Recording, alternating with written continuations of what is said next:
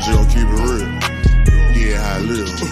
I might speak that slang, but got that word in. Yo, I can still pull up where I served in.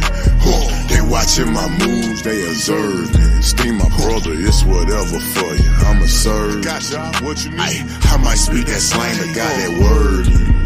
Yo, I can still pull up where I served in. They watching my moves, they observing. Steam my brother, it's whatever for you. I'ma serve.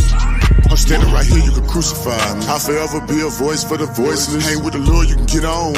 Asking my haters who they put on. Do this for the Lord, we don't put on. And we lay down the blueprint, and we following the red print. Put a blue letter, re-reference. No blood or Crips, y'all brothers repent. You know the vibes when we bump shows. No, we going up, but don't speak on. Know what I'm on in real time. And we too lit for lies. Them box they living lies. Don't need your criticize. Never met him one time, but my name in his mind. Why most I gotta remind to stop the COVID, they wild. I might speak that slang, but got that word in. Yo, I can still pull up where I served in. They watching my moves, they observe. Steam my brother, it's whatever for you. I'ma serve. I might speak that slang, but got that word in. Yo, I can still pull up where I served in. They watching my moves, they observe. Steam my brother, it's whatever for you. I'ma serve. Yo.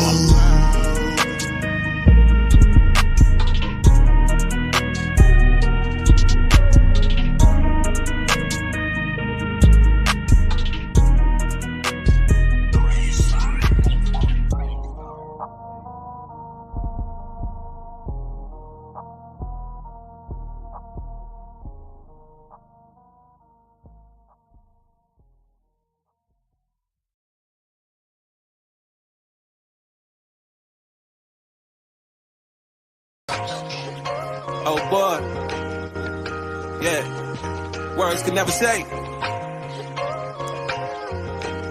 I love this truth. Can't believe we the chosen. We gon' make it. Just hold on. Yeah, this little light, I'ma let it shine. Alright. This is the moment I waited for my whole life, yeah. Just a vessel for his glory, let it shine, alright. Father, shine your light on me, yeah.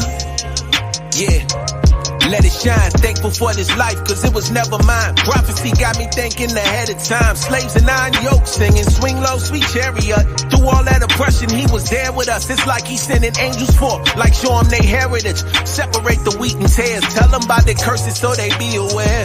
Yeah, the spirit in you is priceless. Consider the lilies, they more arrayed than Solomon in all of his glory. Appreciate creation, that's my favorite part of the story. Straighten up your crown, king. Go and tell our people about him. Do work if you able-bodied. This my gift, it ain't a hobby. And it's obvious. Looking at Deuteronomy like, this might be us. And this could be our last shot. It's no better time than right now. Remember in your lifetime, you should let your light shine. This little light, I'ma let it shine. Alright. This is the moment I waited for my whole life. Yeah. Just a vessel for his glory, let it shine, alright. Father, shine your light on me, yeah.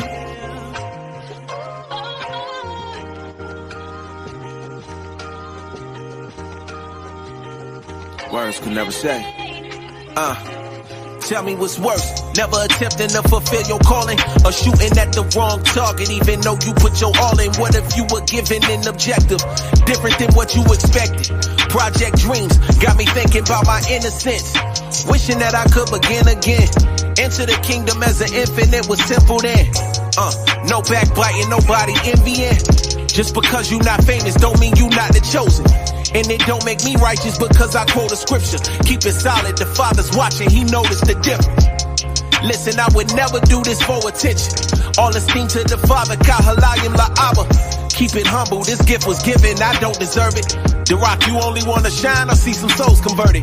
A solid brother gon' lift you up when you feel discouraged. Never oppress you, Listen, family, you special. I be like, Father, help me reach him in 60 seconds. I vow to follow Messiah and never look down on my brethren. Stick to your objective no matter how small it is. He gon' judge you by your actions, not by your audience. Somebody close to you might give up if you call it quits. It's obvious, we at the end, they know what time it is. And this could be our last shot. It's no better time than right now. Remember in your lifetime, go on and let your light shine. Let it shine, alright. This is the moment, yeah. My whole life, yeah, yeah, yeah.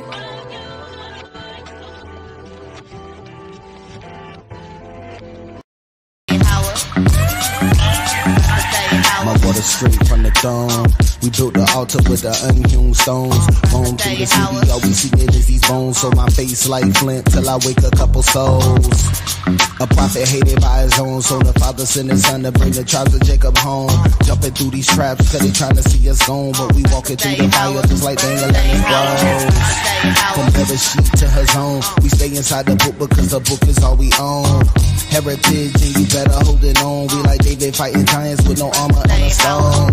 We face east cause a car home. We face east just to call home. We can't sleep till we all home. We won't rest till they all gone. So I guess that we be calling out they all bones. Bless the seed, invest the deep in the laws of our God. Make us Elohim, Shema, Warapah, all the side the king. Barakatah, Yahweh, and Mashad Nagim. Bless the seed, invest the deep in the laws of our God. Make us Elohim, Shema, Warapah, all the side the king. Barakatah, Yahweh, and Mashad Nagim. From Bereshit to the books in Greek, the dragon took the sheep. Man, the book complete. The father looked for peace, but we shook the beast. Now we up until our power put the hook in cheek. Shema, Yasha Allah, Abanawa, Yahweh, Ahad.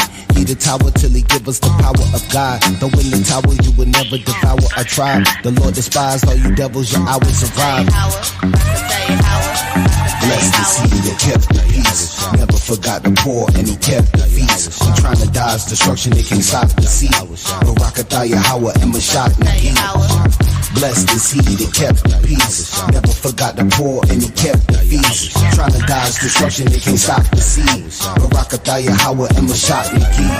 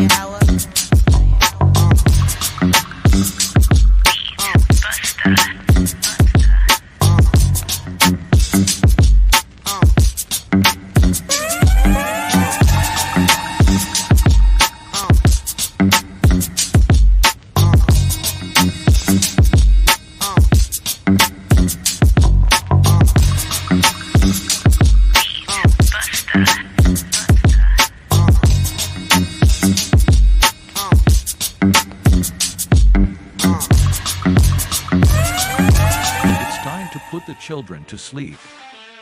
Grab your strong drink. It's Wild Out Wednesday.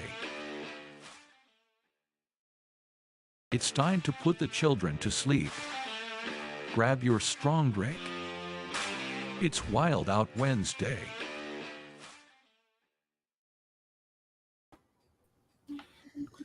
All right. Shalom. We on, we rocking. It's another Wednesday. It's another Wild Out Wednesday. Shalom to all the people joining us on this evening. Shalom to my two brothers on the screen with me. Brothers, go ahead and introduce yourselves. Shalom. So Shemaiah. Shalom, brother Boaz. Shalom, kings.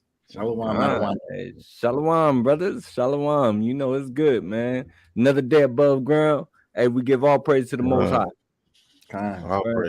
All praise and glory to the Most High God of Israel. That's right. Our power, our God. All right, nobody else's, man. We give all praises and glory and honor to Him, man, and to His Son Yahushua. You know, So it's Wild Out Wednesday. Y'all seen the announcements already. I do just want to reiterate. There's going to be a debate. We're going to be debating the Trinity. If y'all was able to catch the debate I did last time with the Filipino brothers on is Yahushua equal to the Most High? Well, we're going to be getting into the debate. We're going to be debating the Trinity this time around. And somebody got an echo.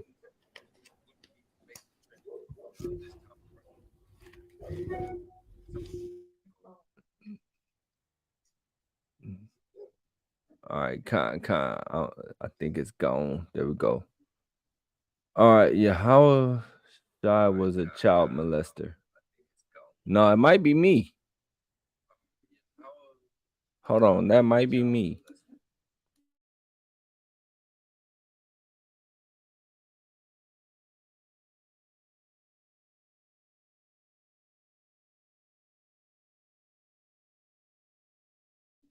Okay, yeah, that was me. All right, so hey, y'all put him on timeout. We're just gonna deal with the brother, man. We're just gonna deal with the brother. You know, we don't run from scoffers. We like scoffers unless unless it's something like atonement. You know, we weren't dealing with no scoffers that day because it was the Day of Atonement. Right. But yeah, man, we don't mind dealing with you scoffers, man. Y'all coming in here on that weird stuff. We don't mind dealing with y'all. But anyway, without further ado, let's go ahead and give some shout outs to the family who's joining us today. Can we shout out the people? Baba Kasha. You on mute, King. Sister Joan Gilchrist, Shalom, sis. World Without End, Shalom. Ben Yum Yum, Shalom. Soldier Gary, Shalom. Soldier Kadash, Shalom.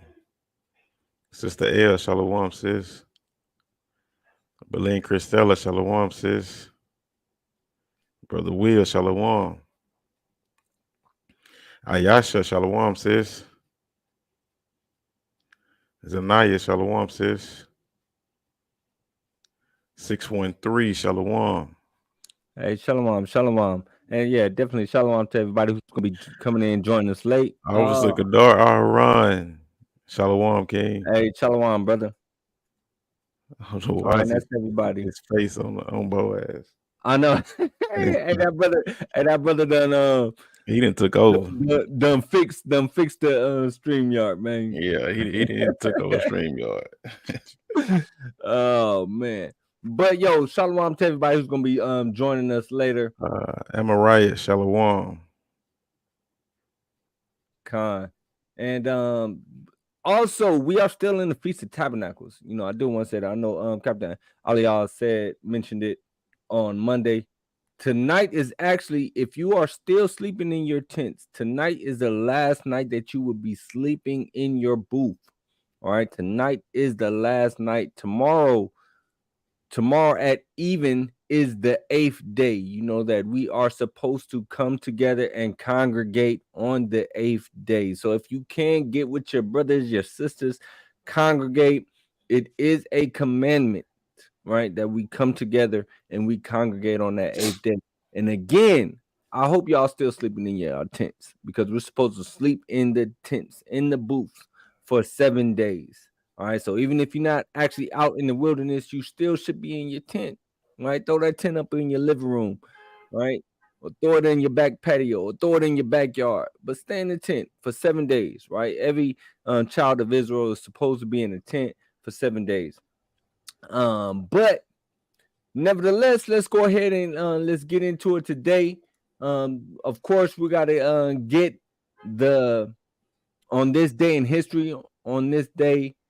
Actually, I think I did a couple days back. I wanted to get October 2nd. I know today is October 4th, but we're going to go ahead and bring up October 2nd. So if we could get that pulled up on the screen, let's look at this. And again, we just see the evilness of these devils, of our oppressors. Is, man, ain't nothing changed. I say it all the time. It's still the same evil, wickedness, that they was doing then, they still doing that same evil wickedness that they doing now. Man, nothing has changed whatsoever. But on this day, history, October 2nd, 1930, 7 black women. These are black women. You see, they don't even like our sisters, man. But then our sisters, sometimes they want to go ahead and handcuff these, Peckerwoods. Hey, the Peckerwoods, they treat us better. All right.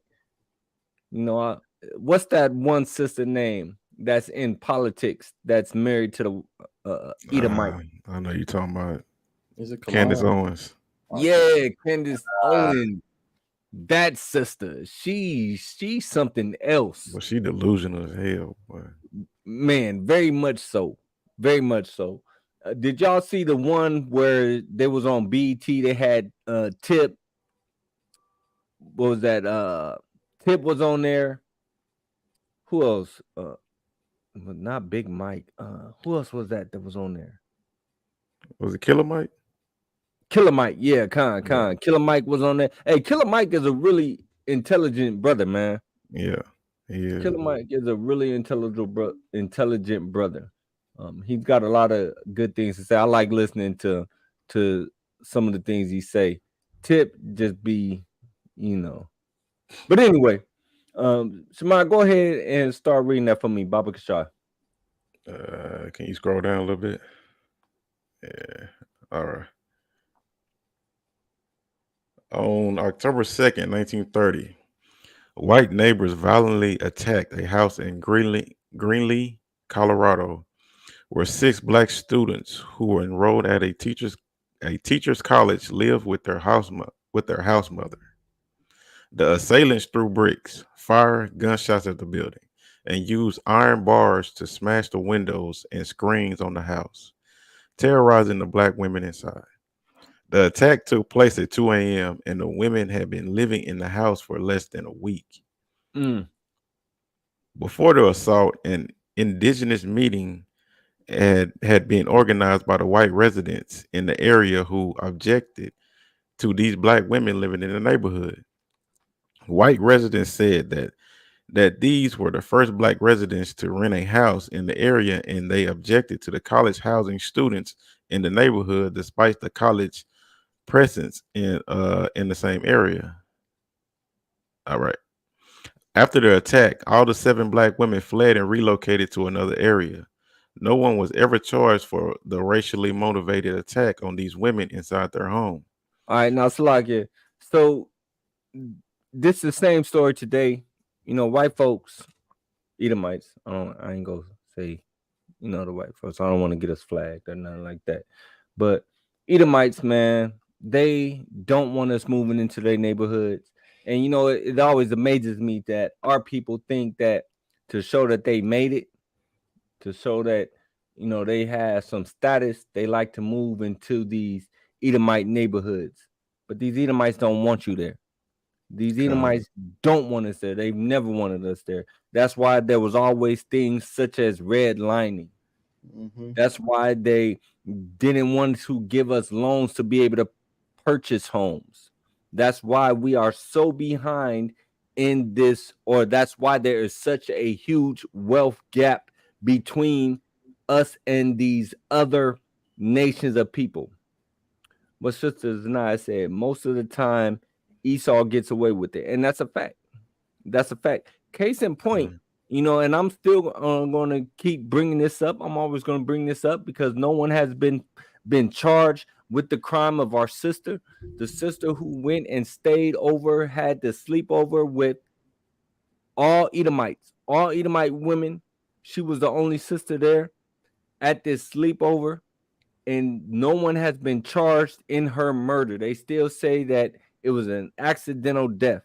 There's plenty evidence that shows that this death was not accidental.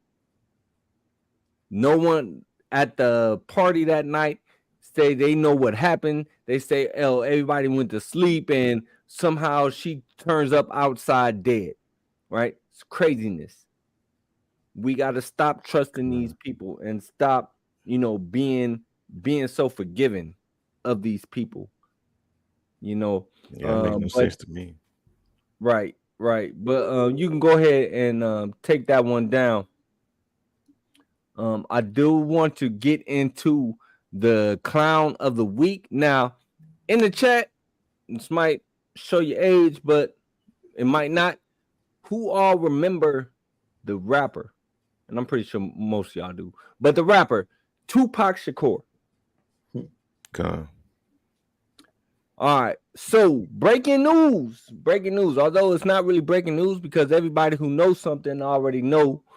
But they have just arrested the man they say is responsible for his death.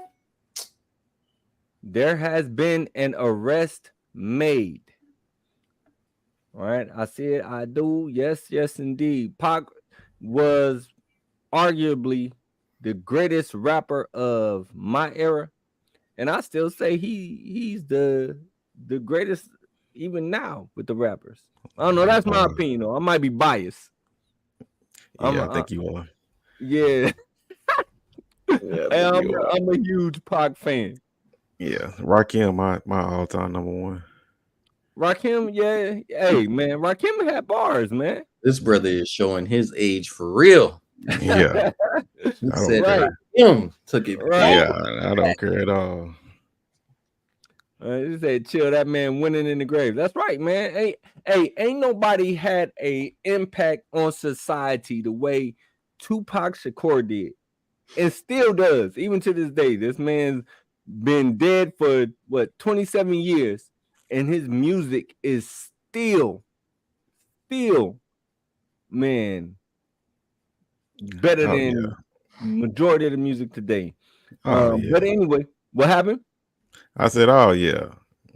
This music today, man, it's hard for me to listen to it, man. All the music from back then is better than the music today. That's a fact. All right. So anyway, so the man that's been arrested, his name is Dwayne Keefe D. I think it's Johnson, something like that. Keefe D. All right. If y'all don't know who Keefe D is, all right, Keefe D is the uncle of the man who I'm going to say allegedly because it still hasn't been proven yet, but the uncle of the man who allegedly killed Tupac. Right? If y'all not familiar with the story, I'm pretty sure most of y'all are. Tupac goes to Vegas to watch a Mike Tyson fight. He says, "This is Shemai be listening to Sexy Red." Hey, Shemai, you be listening to Sexy Red? I don't know who that is. Oh, that's old girl. That's old girl from that they be talking about all the time. No, hell no. All right, straight cap. Knock, if you could, I want you to bring up that video. It says Keefe D, if I go to jail for Tupac, right? That one. I just want y'all to get a glimpse of who Keefe D is, but this is the ass of the week, ass of the year, ass of the past 10 years. Because this man has been given interview after interview after interview talking about the assassination of Mr. Tupac Shakur. And Shalom to Bazaya, y'all bashim yashar brakatah. But this man has been going. Hit it one more time. Donkey. In fact, give me 3 times. Donkey. Because that's what that brother is. All right, this man has been going on interview after interview talking about, and he wrote a book about it. Right? How stupid can you be? Donkey. You basically got away with murder. Y'all know murder there is no statute of limitations to murder. Yeah. You get away with murder, but then you go back and telling yourself, hey, Shemai, what do you always say? Clout is a hell of a drug. Yeah, it is, man. And the thing about it is it's one thing for the young folks who grew up with this.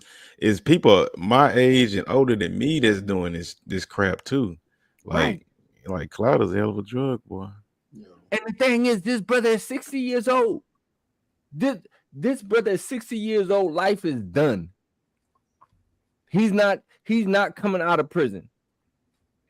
He's not. So anyway, Knock, go ahead, and I want to say parental advisory already. So if the kids are around, hey, there's some not so nice words being said here. So put the kids away. In fact, like it said in the opening statement, put the kids to sleep. All right, put the kids to sleep, and we're gonna listen to this.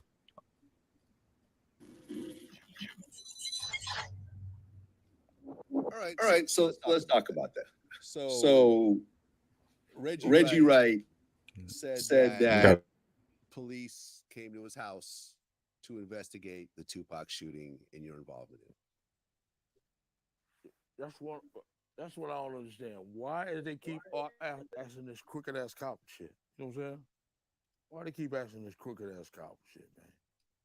Just like I said, when he said, "Bet you keep you getting locked up for Tupac murder," and I said he need to be right in handcuffs with me for Biggie murder because I know he had his hands in that shit.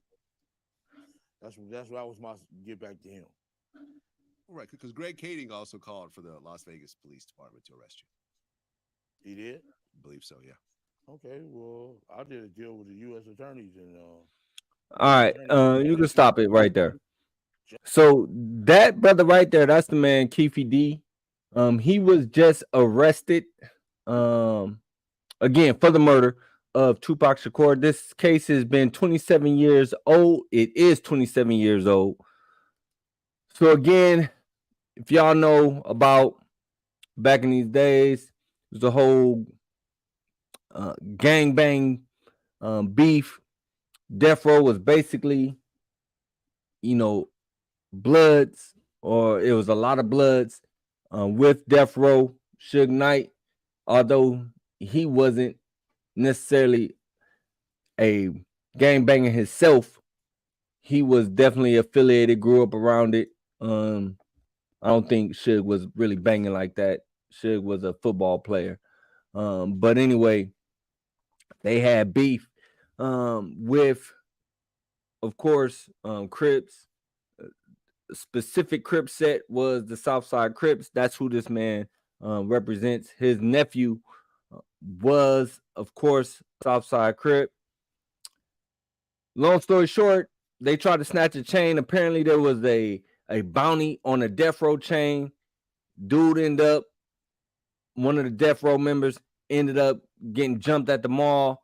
While they're at Vegas watching the Tupac fight, they see homeboy's nephew walk up, stomp him out.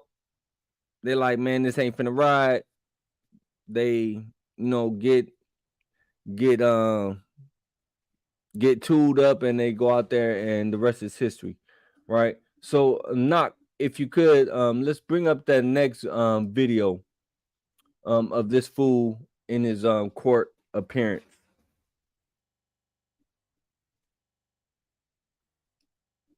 And then I want to get a couple precepts. In fact, give me 2nd Esdras, chapter 5 and verse 8.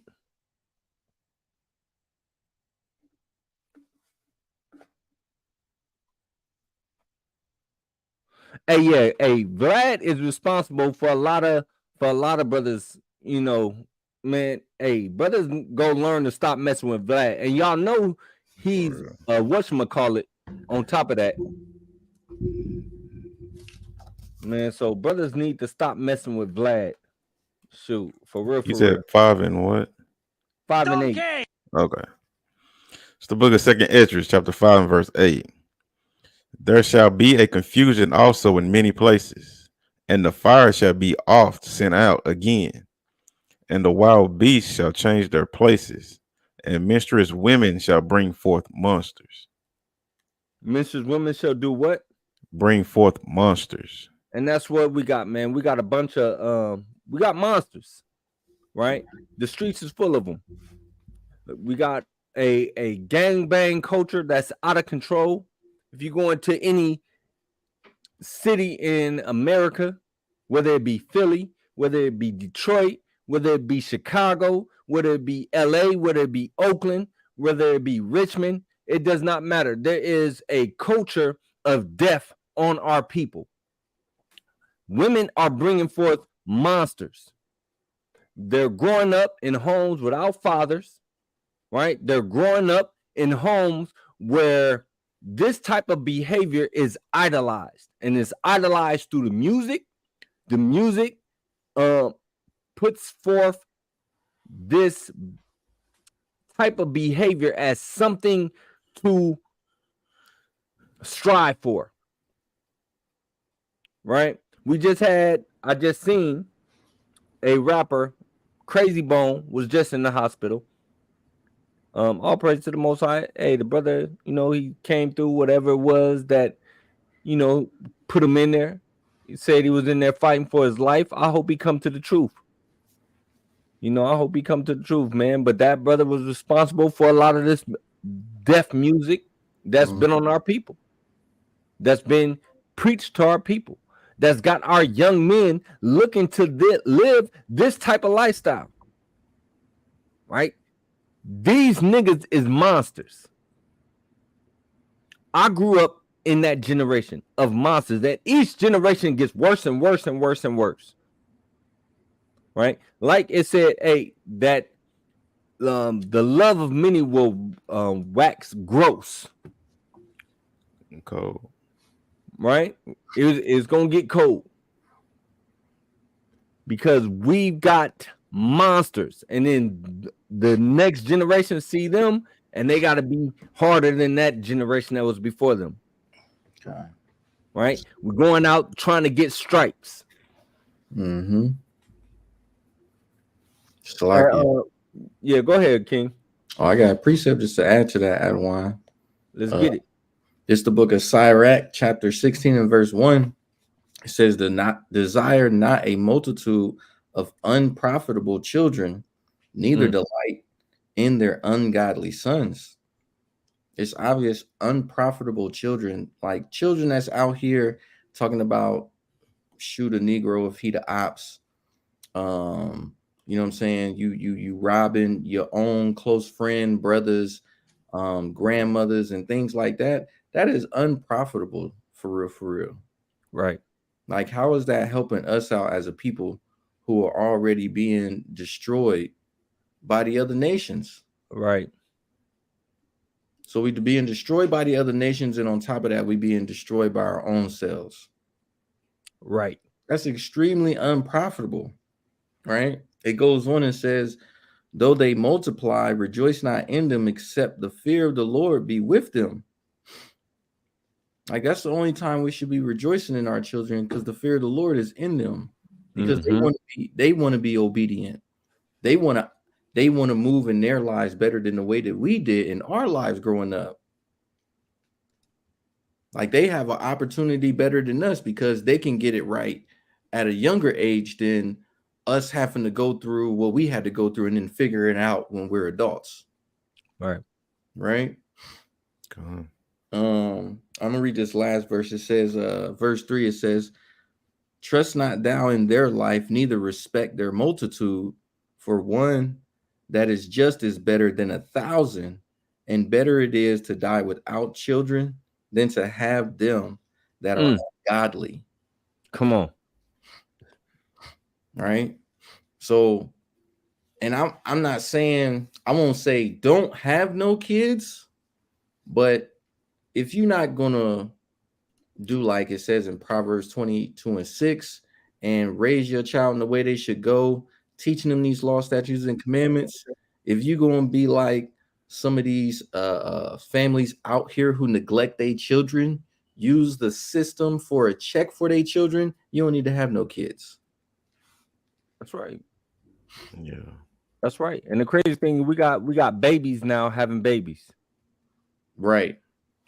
Yeah. It's nothing for a middle schooler to be pregnant now. That's a fact. And that's crazy. In hey, fact, did you did you show that video where that mother was trying to kill her son for insurance money? Oh, you know what? I'm glad you reminded me about that. No, I did not. Knock, if you could, I don't know. Samad, do you have it? I can try to look it up. I know I got it somewhere. Knock if you can find that video. There's a video, and man, hey, the world is getting worse and worse. But you know, the crazy thing is, man, it's not new though. You know, the Bible says it's nothing new under the sun. These things have been going on. They've happened before, but now we're living in a day and age of social media where everybody has phones, everybody has access to be able to see all of these stories and see all of these headlines. Like Sister L said that they're 11 and 12-year-old monsters now. Yes, there are 11 and 12-year-old monsters. But if y'all, I don't know if y'all are familiar with the story. I know my brother Yawasop is the young brother. His name was like Yumi or Yummy or something like that. Yawasop, throw one in the chat if you know about that brother from the shy called Yummy or Yumi or something like that. But I know that even Pac, when he actually went to Chicago, he was getting on the brothers out there, the GDs. He was getting on the GDs out there about the young brother Yummy. Right? In fact, Time Magazine did a whole spread on the young brother, right? So this brother couldn't have been no more than 12 years old. Young kid, man. A young kid. Couldn't have been no more than 12-year-old, but had bodies. The little dude was a killer. In fact, they murdered him because he went out, and I might mess the story up, but they murdered him because he went out and killed I think a little girl. Don't quote me on that. I might be off. But a little 12-year-old, maybe 11-year-old kid goes out. He's going out to do a hit for the gang. They spooked that he gonna tell on them, so they kill him. This little kid. So now it's nothing new under the sun, man. Right? These are the monsters that are being raised. You know, you go into these projects, man. Chicago, Cabrini Green, right? Well-known project. You know, we got out here in Oakland, Acorn, right? We got the Jets, right? You got all these different projects where monsters are being groomed and raised up. Right? He killed one of the GD's nieces, and the BDs killed him. Oh, okay, Khan. The water for that. I sent that to you in the chat. All right. The chat in the send it through the chat. Oh, okay, never mind. I see it. Wait. No, put it in the chat on here. How do I do that? Not to get it. Right. So then that's cold. So why the BDs kill him if he killed one of the GD's nieces? Man, I don't understand Chicago politics. I don't understand it. For real. But go ahead and hit play on that video for me.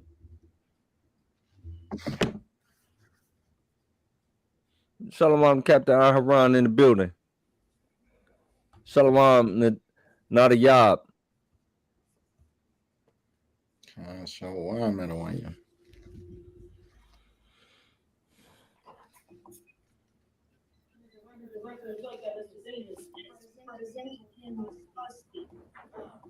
Mr. Giacomo and Ms. Lawler here.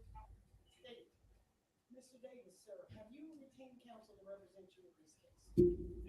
We will continue to ask for a no bail setting because we believe under Nevada law and the evidence in this case that the proof is evident and the presumption is great that he will be convicted of first-degree murder, and that allows us to ask for a no bail setting. Well, he's no different than any other defendant.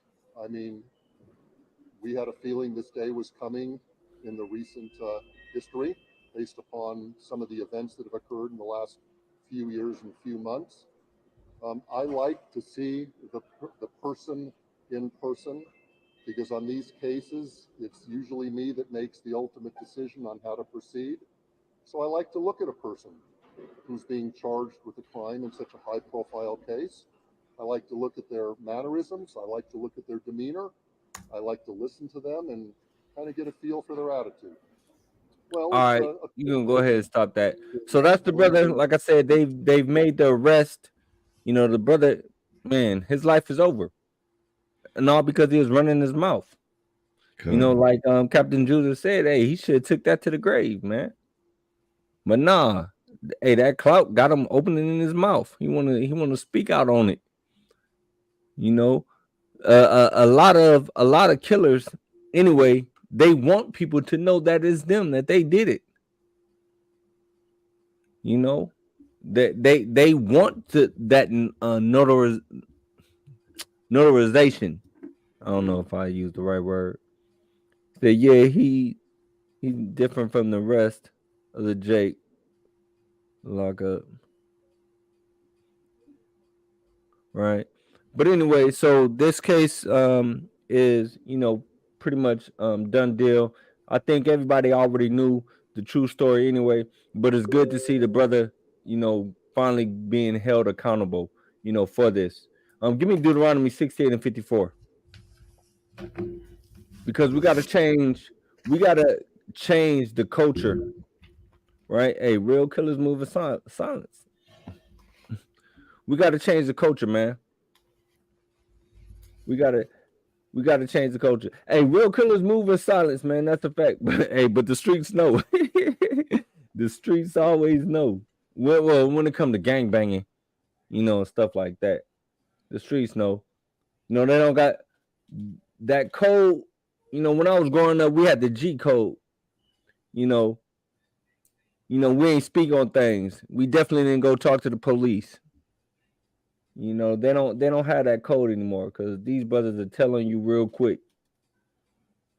They're telling you real quick. And for real, I'm not with no G code anyway. Now, hey, a brother doing something, hey, we need to tell on that brother, man.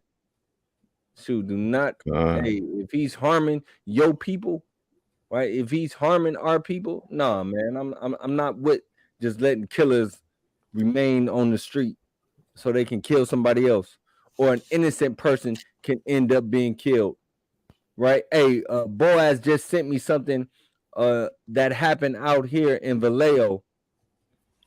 A woman was killed by a straight bullet.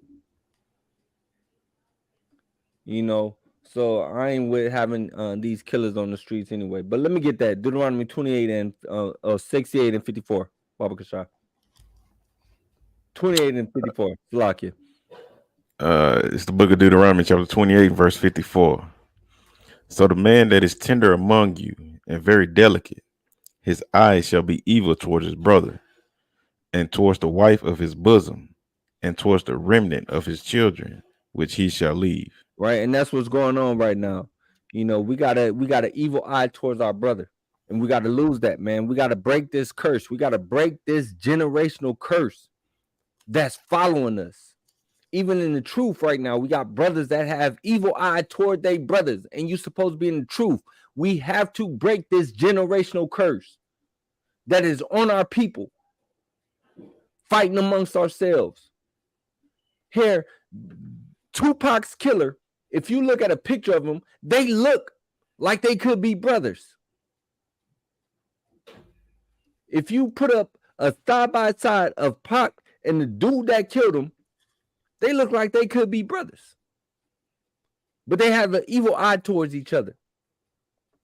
Right? Out there on the streets, and I always say this as well, Nipsey Hussle said, man, when I go out there and I'm looking for somebody, I'm looking for the person that looks like me, that dresses like me, that talks like me. We're not riding down on Esau or Moab or anybody else. We doing it to our own people. And like Shemaiah just said, not only do we have to watch out for these other nations, but we got to watch out for our own people as well. Right? No, Knock, if you could find one, so that's Keefe D, that's the uncle of the dude that killed Pac. If you could find a picture of Orlando Anderson Find a picture of Orlando Anderson, and if they got a side by side of them two, bring that up because the brothers look alike. It's crazy when you look at the two of them. You're like, man, these brothers, they could have been brothers. They could have been cousins. You know, we all brothers and cousins anyway. We all related. Okay. We all come from the same stock. So you killing your brother. You got an evil eye towards your brother. Like we don't have enough issues. What happened to George Zimmerman? That fool still walking around alive and kicking it.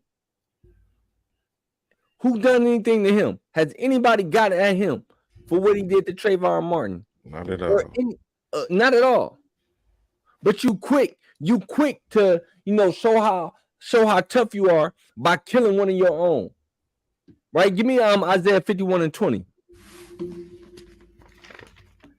What Sister Jordan Gilchrist said, these young men just shot up the football field that my grandkids play football on. My grandkids not even 12 yet. See, this is the point that I'm talking about. We make our own neighborhoods unsafe for our own people. Yep, we terrorize our own people. Man, that's a fact. There it is right there. So like there's Pac, there's Orlando Anderson to the right of him. That's the man that actually pulled the trigger and killed him. It's another photo of him where you can really see the resemblance. I mean, even right there, you can still see the resemblance. But there's another photo of that young brother who's now deceased, who was murdered in the streets behind what? Gang violence, dope, right? Esau has done a number on our people. They have destroyed us. In fact, let me get that in Deuteronomy 28, where it's talking about until he have destroyed you. Boaz, if you can grab that, Baba Kasha. Come on, read what you holding. It's the book of Isaiah, chapter 51 and verse 20. Thy sons have fainted. They lie at the head of all the streets. As a wild bull in a net, they are full of fury of the Lord. These men, they're full of fury. I was like that. And shalom to Sister Misha. Shalom. I was like that. Most of us were like that growing up in these streets. You had to be like that. You either was the prey or you was the hunter. I know growing up, I wasn't gonna be nobody's prey. I knew growing up, hey, man, I'm gonna get my respect. I'm going to be respected. You know? So that's what was it? 48 Khan. Boys, read that. Khan, it's the book of Deuteronomy, chapter 28, verse 48. Therefore shalt thou serve thine enemies, which the Lord shall send against thee, in hunger and in thirst and in nakedness and in want of all things. And he shall put a yoke of iron upon thy neck until he have destroyed thee. Hey, we are destroyed as a people. We're destroyed as a people when we can go out there and instead of, because the brother got, man, hey, they stole on him. They kind of stumped him out. Not kind of. They did stump him out.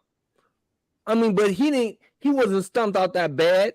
It's not like he had a pumpkin head or nothing like that. You know, the brother got up, dusted himself off. You know, when you look at the footage of what happened at the MGM Grand, you know, it didn't even last that long. So more than anything, his pride was hurt more than he was physically. And so now I got to go back to my Friday clip where the pops is talking to Craig. He's like, man, what you need a gun for? Y'all are sissified. You know, you scared to take an ass whooping. You know what he said? He said, in my day, you win some, you lose some, but you live. You live to fight another day, right? They're not doing that no more. Now it's all about, hey, that pistol play. It's no more one-on-ones. It's no more, hey, giving me a fair fade. You know, even if you do get jumped, man, I done had my share. I done got caught slipping a couple times. Got crowded. Got stumped, man. I done had a pumpkin head. You know, in the hospital, lumped up. You know, got caught down bad. It's just me and a homeboy, and it's 10 of them. And we say, man, forget it. And we go back to back and do what we can until we drop. But now it ain't no more fair fades. It ain't no more, okay, you got me. You know, it is what it is. No, now I'm going to go back. I'm going to get that pistol. And I'm going to put some hot in. And then I'm going to rap about it. I'm going to make a song about it. I'm going to make a song about your dead partners. I'm going to make a song about your dead homeboys. Our people are destroyed. Our women are destroyed. Our men are destroyed. We got the sexy reds that's being an influence on the young sisters. Yeah. Influencing them to want to get out there and have hot girl summers. Them in our community went from crabs in a barrel to dog eat dog. That's a fact. Man, that's a fact. That's what it is right now. Our people are destroyed. And the only way we break these curses is to come back into this book, to come back to these laws and really start keeping them and applying the spirit of the law. Not just the law itself, but getting back to the spirit of the law. Captain Yonatan did a class on that. God. We have to get back to the spirit of the law. Right? Give me Leviticus 26 and 22. Okay. So I can add a wine. Come on. Just to say something real quick. My cousin, he used to tell me all the time. He's from Huntington, West Virginia. They called it Munnington because, you know, they get money down there and stuff. He said when he would get into fights and stuff like that, him and whoever they would fight, he like, you know, he'll give a man the business. He beat him up. He said, but after that, he'd pick whoever up off the ground, you know what I'm saying, sit him up or whatever, go to the corner store, get him a beer, give him a drink, and shake hands after that. I was like, that's deep because it ain't like that no more for real. Not at all. It wasn't like that when I was fighting. When I was fighting and you won, they had to get the get back. Right. You know, and the get back wasn't always, oh, I'm just getting you back. You know, they want to do more than that. But I yield. Right. Hey, shalom to my brother Barack in the Building Successes Journey. Hey, shalom. Yabashim Yashabarakatah. Good to see you, brother. Shemar, what I had you pull? Leviticus 26 and 22. And shalom to Sister Beline Christella, House of Shemaiah, shalom. And then shalom to Princess Lahama. Shalom, sister. Sis just had a new baby. We got a new Israelite in the fam. Oh, praise. Look just like her daddy. I seen a picture of her. And congratulations again to my brother Bazaya. She looked just like you, brother. It's the book of Leviticus, chapter 26 and verse 22. I will also send wild beasts among you, which shall rob. He said, I'm going to also send wild beasts among you. Now, this is twofold, right? Because it's not just talking about wild animals, although in the scriptures we see, like, for instance, when they were clowning the prophet and they was calling him bald head, right? And the bears came through, right, and tore him up. Yeah, it's talking about, you know, beasts like that. But let me get Ecclesiastes. Let me get Ecclesiastes. Boys, you know what I want? Shemaiah, you hold that. In fact, read that again from the top. It's the book of Leviticus, chapter 26 and verse 22. I will also send wild beasts among you, which shall rob you of your children and destroy your cattle, and make a few in number, and your highways shall be desolate. Right. Hey, so he said, I'm gonna send wild beasts among you. But you know which verse I want? Ecclesiastes 3 and 18. Okay. It's the book of Ecclesiastes, chapter 3 and verse 18. I said in mine heart concerning the estate of the sons of men, that Yahweh might manifest them, and that they might see that they themselves are beasts.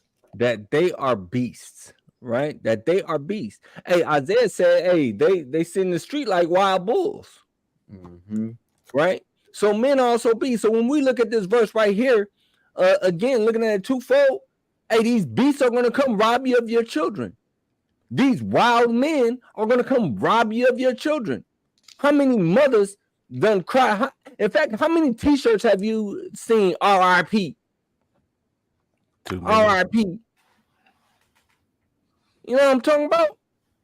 God. Because they had their lives snatched away due to gang violence, due to drug violence. Because these wild beasts done came and took their children. Somebody read that one more time. It's the book of Leviticus, chapter 22 and verse the book of chapter 26 and verse 22. I will also send wild beasts among you, which shall rob you of your children. And that's what these men are doing. They're robbing you of your children. Hey, little Yummy, the little 10, 11, however old he was taken. Right? Granted, hey, that brother was wicked. That was a wicked little dude, man. But how many other innocent people been caught in crossfire that's done lost their lives? You know, out here we got it where, you know, they doing drive-bys on the freeway. People getting shot at on the freeway. They catch you out there slipping. They see you on the freeway and they opening up. They're not waiting. Hey, brothers is bold nowadays. There's no fear. No fear at all. Right? What is that? Say, I'm going to a funeral this Saturday. My cousin's life snuffed out young. You see? Man, it's an every day somewhere in the United States of America, a brother loses his life violently every day. It's not one day that goes by where one of our brothers do not lose their life due to violence. So our men feel so challenged at all facets. So when we get a chance to take some violence out, we lash out on our own people, the defenseless, to feel a small sense of fairness. And you know what? That is the truth. Yeah, that's the truth.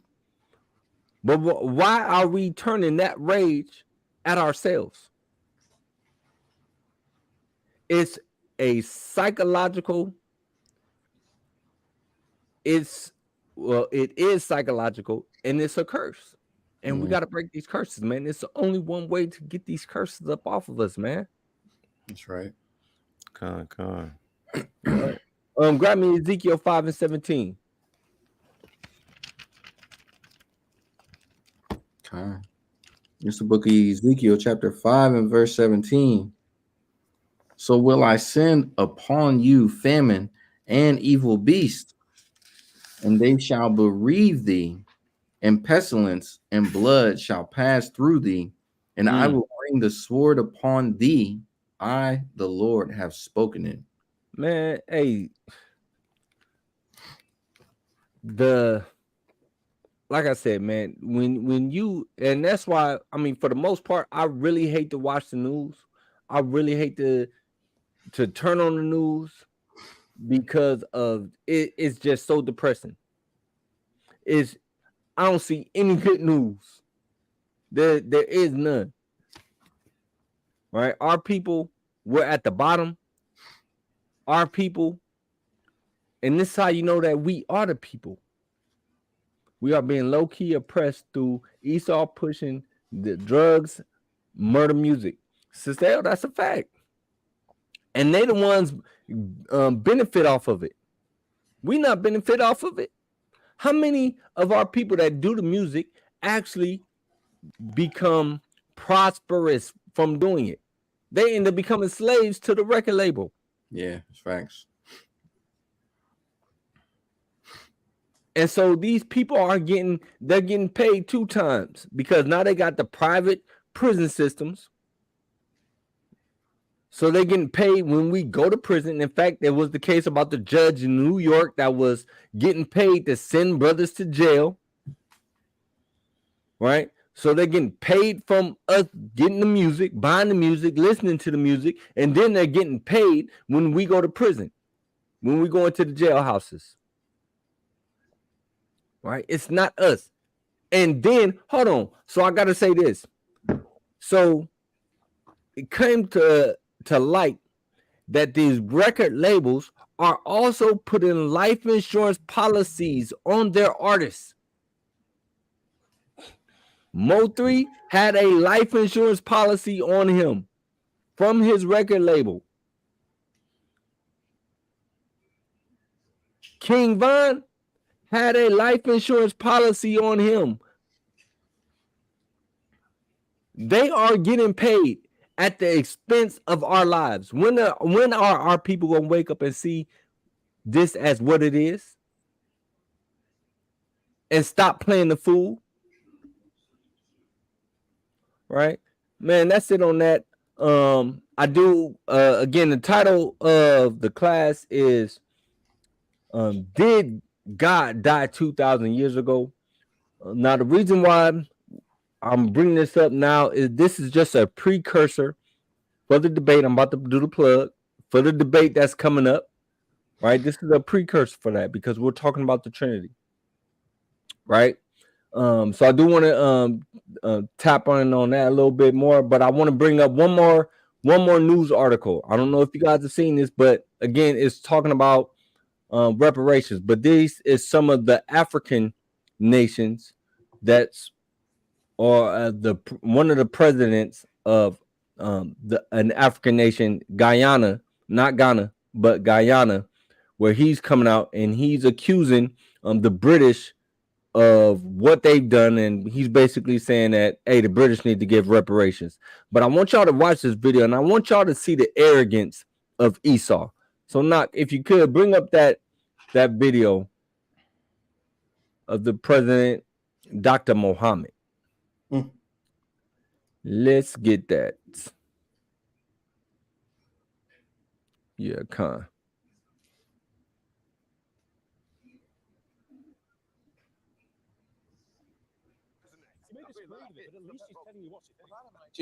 Part of my junior school, we were in a porter cabin for a couple of years. I rather enjoyed it too, actually. It was just a bit novel. Hang on, I'm not saying I want children in porter cabins. Totally It's not what like Susanna says about your children going to uni, and I've been through that experience with all 4 of my kids. It was really important what grades they got. But she was right. I needed A levels. Fast forward just a little bit. Of course, but no one ever asked to see No, what but you need Yeah, about right there. of slave traders. There we go. And is the president of Guyana. Now, this is a really interesting story because he is backing the growing calls for descendants of slave traders from the UK to pay significant reparations to right historical wrongs. He's demanding that those involved in the transatlantic slave trade be posthumously charged for crimes against humanity. This is a big topic at the moment. It's being discussed around the world. Now, Talagia, pause that real quick. Pause that real quick. So I do want to say that, of course, this is always a big topic. But the reason why it's always a big topic is because it's just something else to distract us. I've said before that I don't believe that the descendants of the transatlantic slave trade are ever going to see reparations. It's not happening. Not from them. Right? California, and I was just speaking about this, but California was talking about, they were going to pass the bill and the descendants of slaves were going to get, I think they said $2 million. And so it was all this big talk about us getting our reparations. People in out here in Cali. Oh yeah, we're going to get this money. No, we're not. No, we're not. You know what? I haven't heard anything about this since the last time I did that class about it, and I don't even remember when that was. But the whole thing is, it's just talk. We'll never see that money. Never.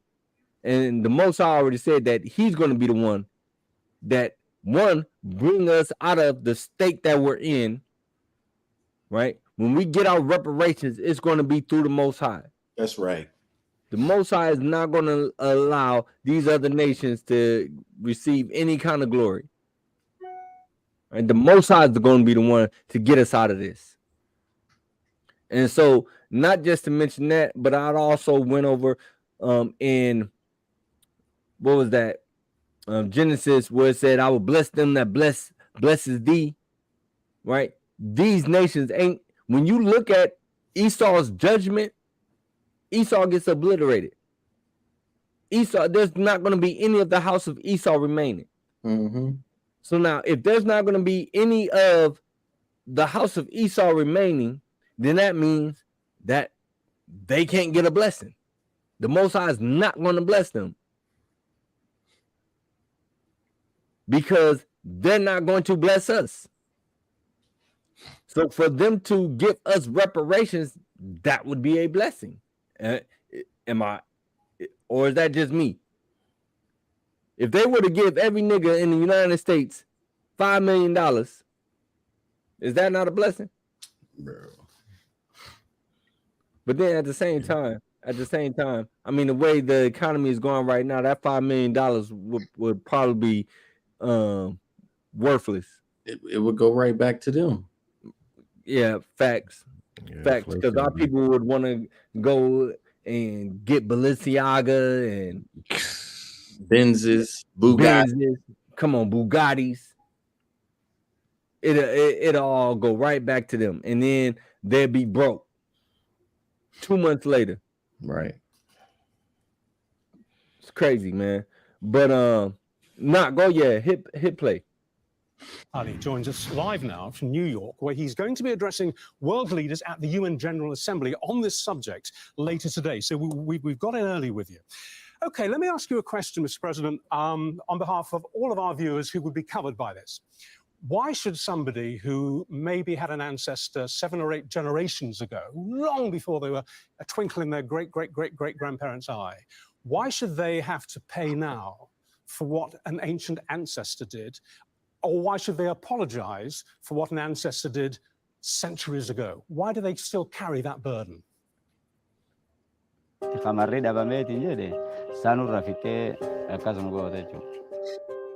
I got the commercial going. Oh, it's not a burden at all. You are one of the beneficiaries of that slave trade.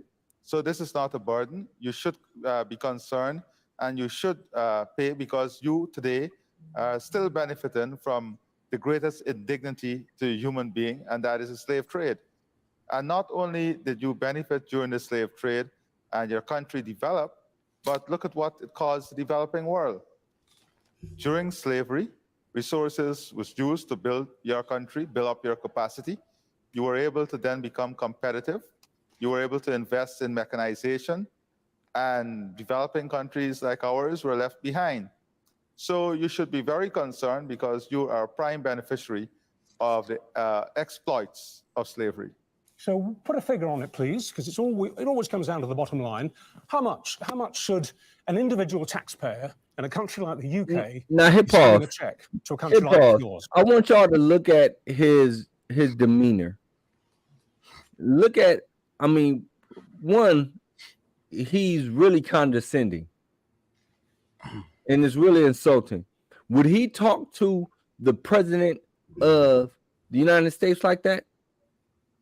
No, he wouldn't. He's talking. This man is the president of a country, and look how he's speaking to him. Very condescending. Why? And I don't know if he's Jake or not. I don't know if he's Jake. Right. But the fact that this is a colored man, the president of an African country, he feels like he can talk to him any way he wants. Even look at the Shedemite's facial expression. Right.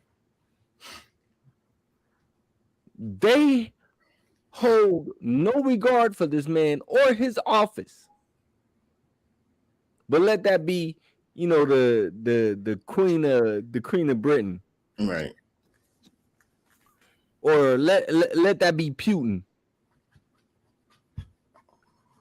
or like I said, Biden, right? Slakia. Yeah, go ahead, King. I gotta preset that one. Come on. I gotta get this one. This is from the book of and if you don't have this, Israel, you want to mark this in your sword. Put diamonds, put the shield of David all around this one right here. This is the book of Psalms, chapter 17 and verse 13. It says, "Arise, O Lord, disappoint him, cast him down, deliver my soul from the wicked, which is thy sword." Right? It says, "From men which are thy hand, O Lord, from men of the world which have their portion in this life, and whose belly thou fillest with thy hid treasure. They are full of children and leave the rest of their substance to their babes." Why should they have to pay for what their past generations did? Because y'all benefiting from it. Right. The Bible prophesied this before he even said what he said. Like, stop playing, man. In fact, let's go one step further. Let's go one more step. Give me Isaiah 14.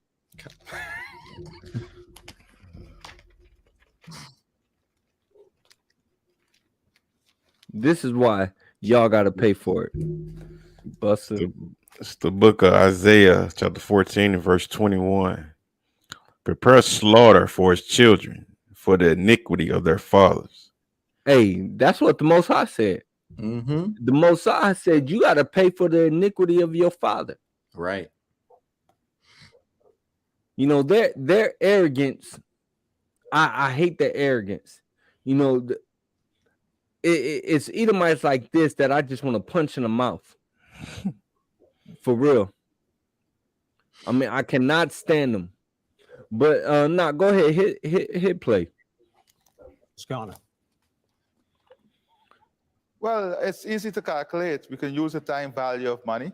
You can look at the period of slavery and the contribution not the contribution, the extraction of wealth from countries like ours, and how it was utilized to build your society, build your country, create wealth in your country, and then add the time value of money, and you will get the value. There's a lot of research paper on this. A lot of universities would have done paper on this. There's enough literature to tell us what that value is. But I want to say that it is not only the value, it is the loss of time. It is a loss of competitiveness. It is a loss of human dignity. It is a loss of our education system. Now stop right there. It's a culture stop right there.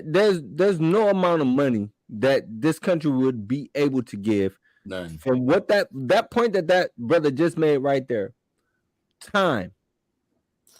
For the time that we was enslaved from, if you go from 1619 to 1865, when we were so-calledly allegedly free from slavery, which we know that slavery actually did not end. in 1865, right? That's history that they don't teach you. 1492, that's right. 1492, when we go from these time periods and we look at what's happened to us since, the things that have gone on since all of these things, you can't calculate it. There's no amount of money. Nope. The trauma that's been passed on from generation to generation due to the atrocities that's happened to our people. Again, the mental chains that are still on our people, where you got our sisters that I don't even want to repeat it. It's so vile, the things that they're saying in their songs, right? And they're being praised for it. Mm-hmm. The thing that our brothers are doing, making it. You only see our people making songs about killing each other. And I've said this before. It's hate speech when we say anything about the whatchamacallits. That's deemed hate speech. But I can rap a song all day long about killing my brother. Killing multiple brothers. Right. And that's not hate speech. Mm-hmm. Make it make sense. Hey, add on the cost of inflation with that. Come on. What happened to our 40 acres? Where's our 40 acres at? How come the whatchamacallits get a whole country to themselves? And they get billions of dollars every year. There's a point that this brother is going to mention, and I want y'all to hear him say it. Knock, hit play. Baba Kasha. We lost. It is all of this indignity that surrounded slavery that we must consider. I just wonder, people will be wondering what, you explain that there are calculations, but are you able to say in what measure that would be? I mean, are we talking billions, millions? What would you expect the payout to be, and over what period of time? Well, this year in Guyana, we commemorate the 200th anniversary of the Demerara Rebellion. And it took 200 years to get an apology from one of the families. I don't believe that you would want us to wait 200 years for reparative justice and for us to take this conversation forward. CARICOM would have set out a 10-point plan on what should constitute reparative justice and what should constitute reparation. And the calculation goes into billions for the region. How far back, though, do we have to go on this? Because you make the point, we're talking exclusively here about... And so, this white boy, I really just want to whoop him. I can't stand this dude right here. I really would just love to, man. But this is what they do.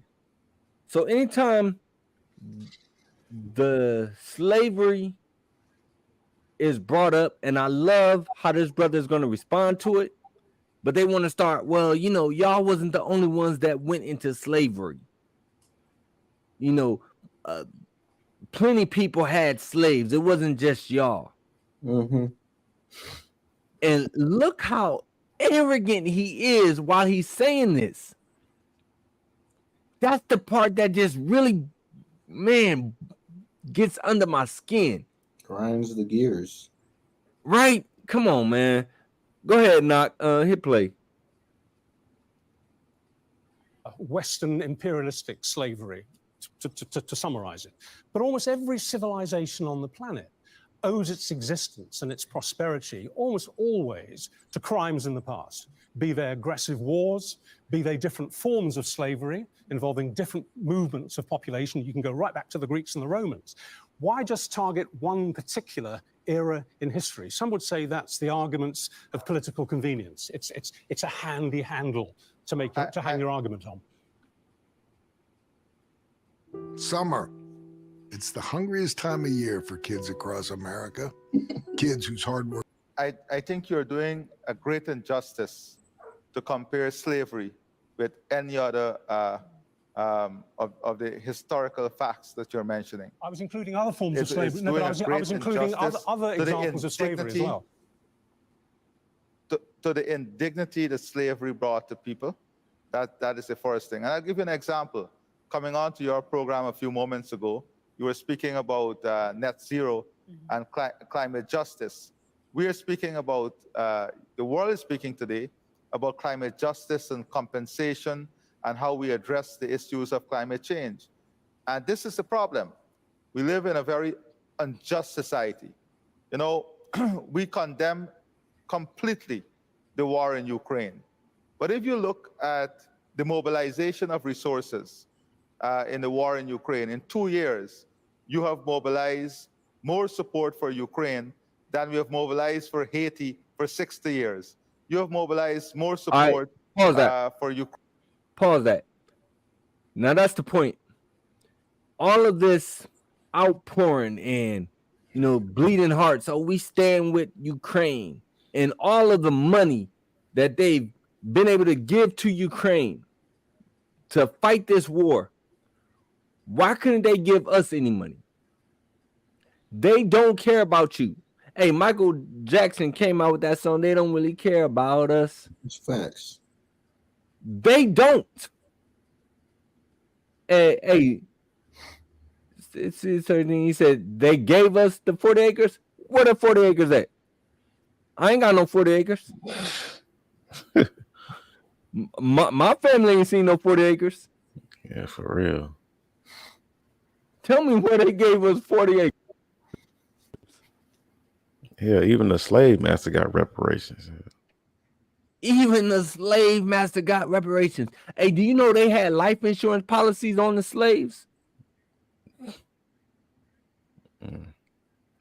This is a fact. It said 40 acres in the dirt. Facts. I did hear some people got 40 acres, but that's yeah. Okay. And then okay, so let's say some people got 40 acres.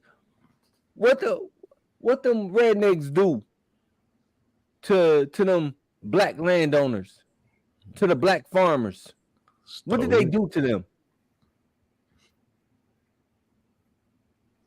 Or did they not come and steal their land from them?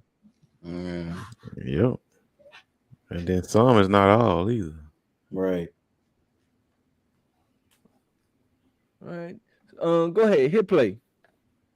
Ukraine than we have mobilized for Palestine for 20 years. You have mobilized more support for Ukraine in just 1.5 years than we mobilized to address the issue of hunger in Africa for 3 years. And that is the type of unjust way we have been dealing with these crises. And we are not going to tolerate the injustice that occurred during slavery to be compared with any other system. Slavery, we all agree, was the greatest injustice ever done to human beings. So we should not ever try to compare this to any other system. No. There is no other system that has created greater injustice than slavery and indignity to humankind in slavery. President Ali, I wonder if I can talk to you about another issue. All In right, fact, you now, raise it this is going to go into a little bit something else. Fast forward a little bit. No. Keep going. Yeah, about right there. The entire forest is R3 certified, quality carbon. And this has been standing there forever. The question is, what has the world done with that standing forest? Is forest worth more? Oh, okay. Now wait, pause it for 1 minute. So what they're talking about right now is Guyana is not. They found oil in Guyana. Right? What do you think the colonizers are going to do? What do you think is on the mind of the colonizers? Drill. That oil has been found in Guyana. All right. I'm just gonna leave that out there. Knock fast forward it a little bit more.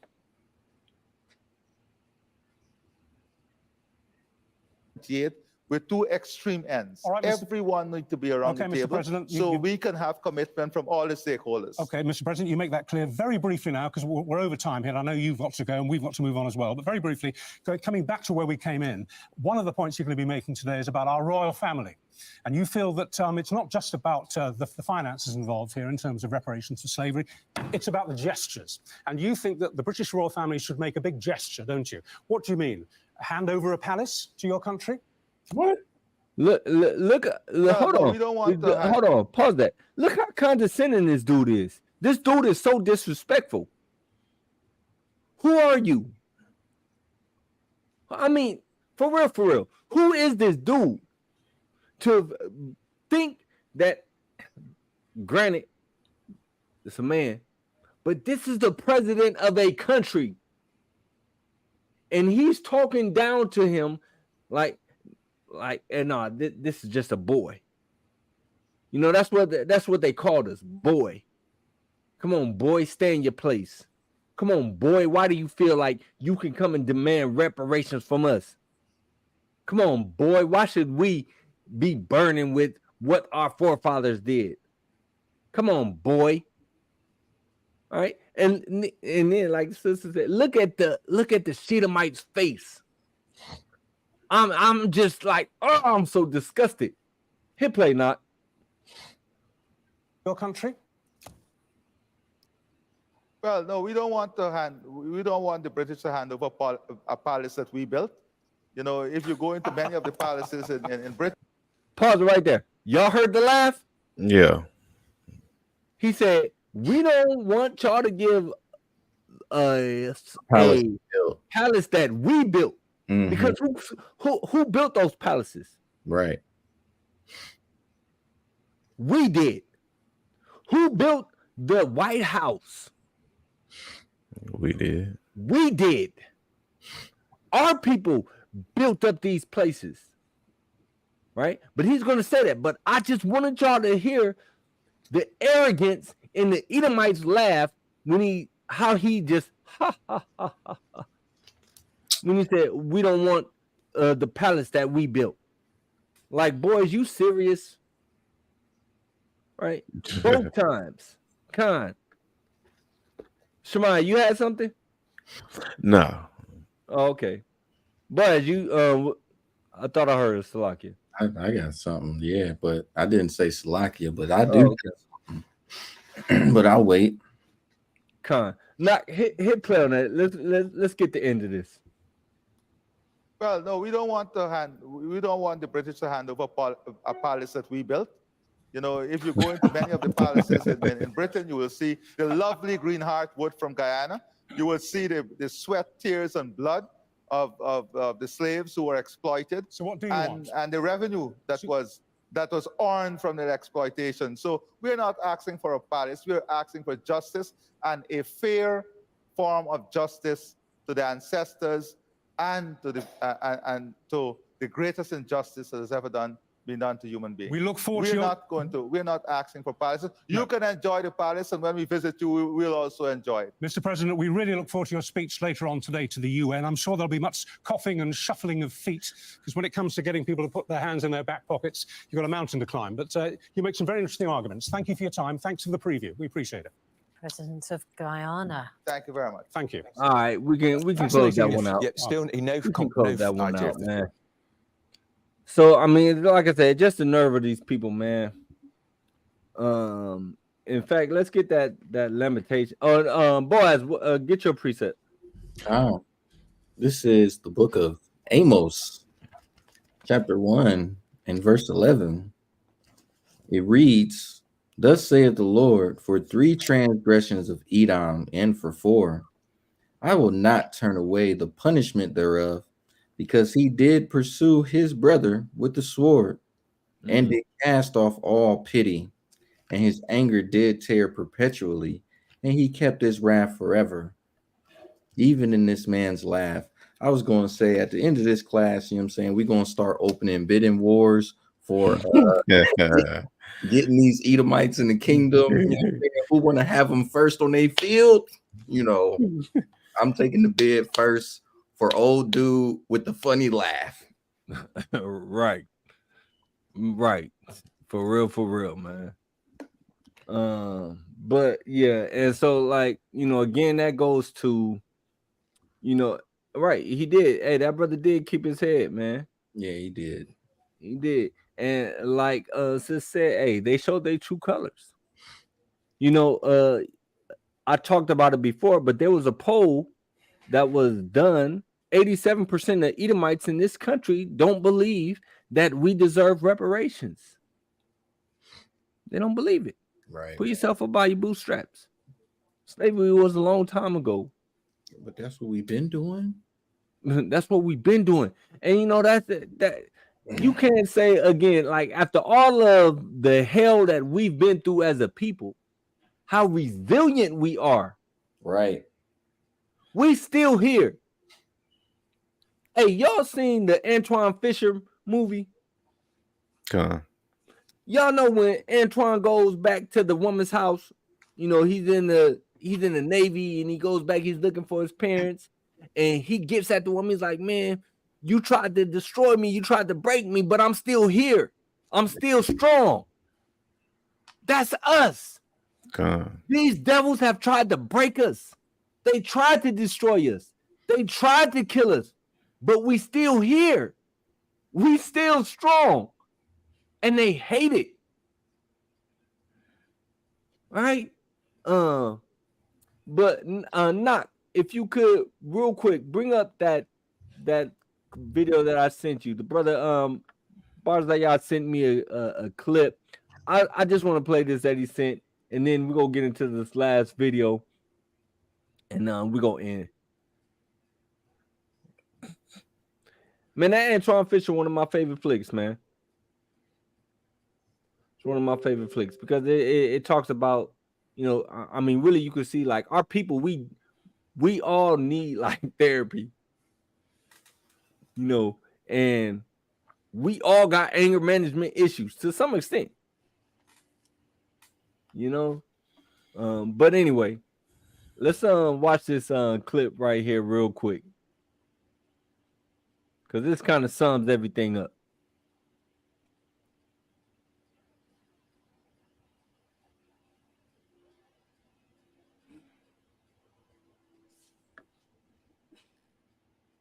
Yes, sure. That was for us. We paid for the American dream that we lived in the past using the future that y'all living today. So we lived for it back then, and y'all gonna pay for it today. That makes sense? It make a lot of sense, but bitch, you don't think that's fucking evil? Bruh.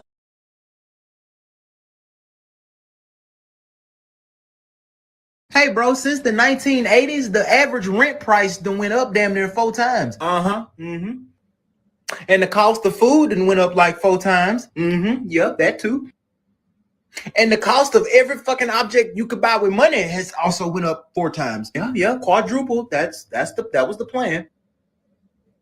And you see, that's fine and all, but the amount of money that we get paid to pay for all that shit ain't went up that much. Yeah, for sure. I know that was the goal the whole time. But why, bitch? Because we figured out 50 years ago that if we just build our great lives today on the back of the future generations, then we'll be dead or damn near finna die before we have to pay for any of this shit. And y'all just fix it. What the fuck?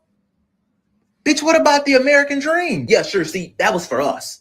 We paid for the American dream that we lived in the past using the future that y'all live in today. So we lived for it back then, and y'all gonna pay for it today. That makes sense? Yeah, it make a lot of sense, but bitch, you don't think that's fucking evil? Bruh.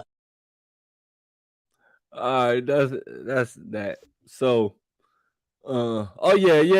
Hey, Khan, we gotta play it. Come on. What you tried to do, you couldn't destroy me. I'm still standing. I'm still strong.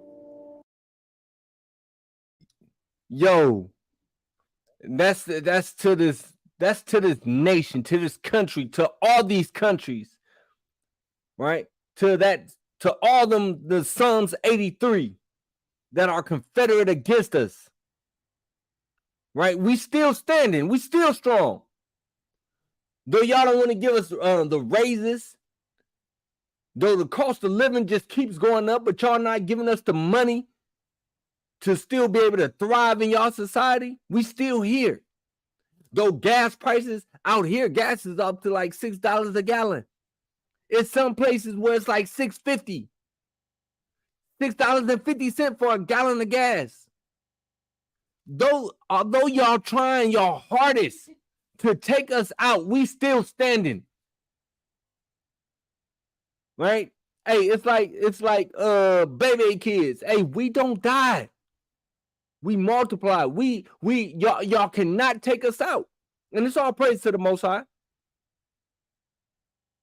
Right? Hey, sister called for Romans 8:31. Let's get that.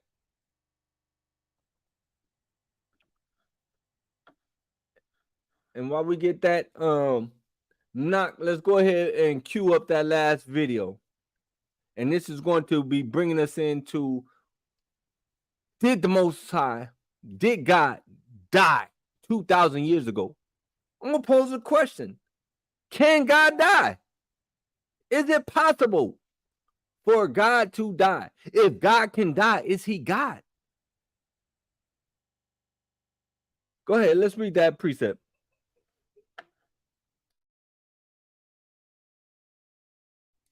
You're on mute, Shemaiah. You're on mute. I thought Boaz was getting it there. Let me get it real quick. You said 8:31? Damn. Slacky, I got it. My bad. Con. This is the book of Romans, chapter 8, verse 31. It says, what shall we say? Slacky, what shall we then say to these things?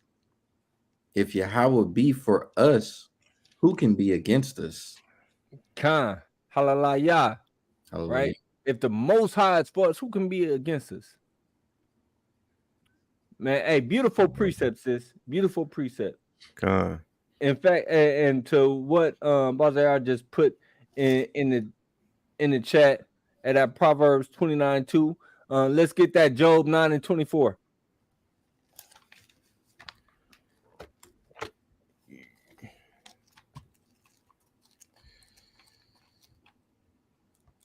It's the book of Job, chapter 9, verse 24. The earth is given into the hand of the wicked. Hey, the earth is given into the hand of the wicked. The wicked is running things right now. Mm-hmm. Hey, Boaz, read that Proverbs 29:2. Because the wicked is in control. Right.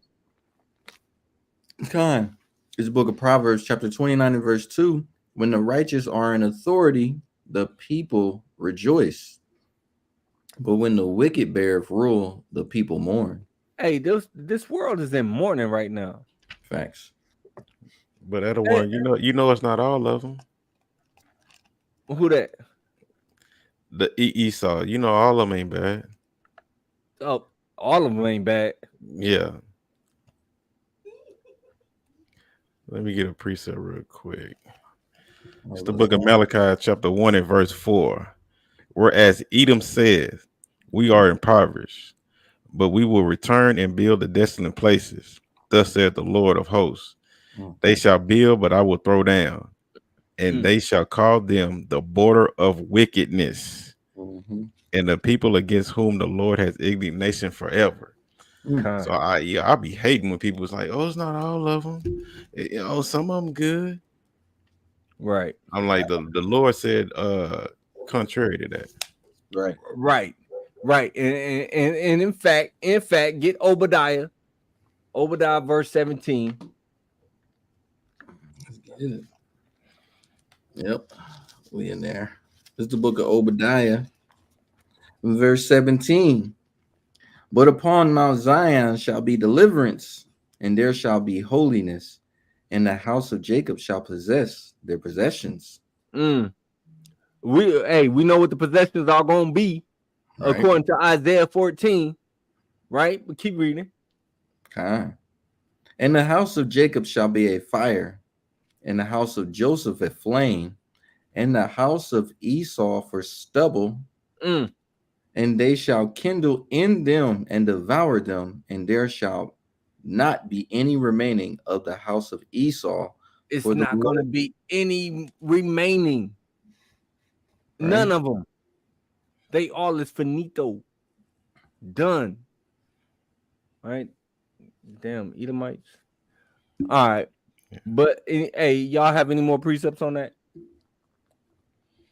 What on Esau? We can go all night on that. So let's go ahead and go ahead cue that last video for me, Baba Kasha.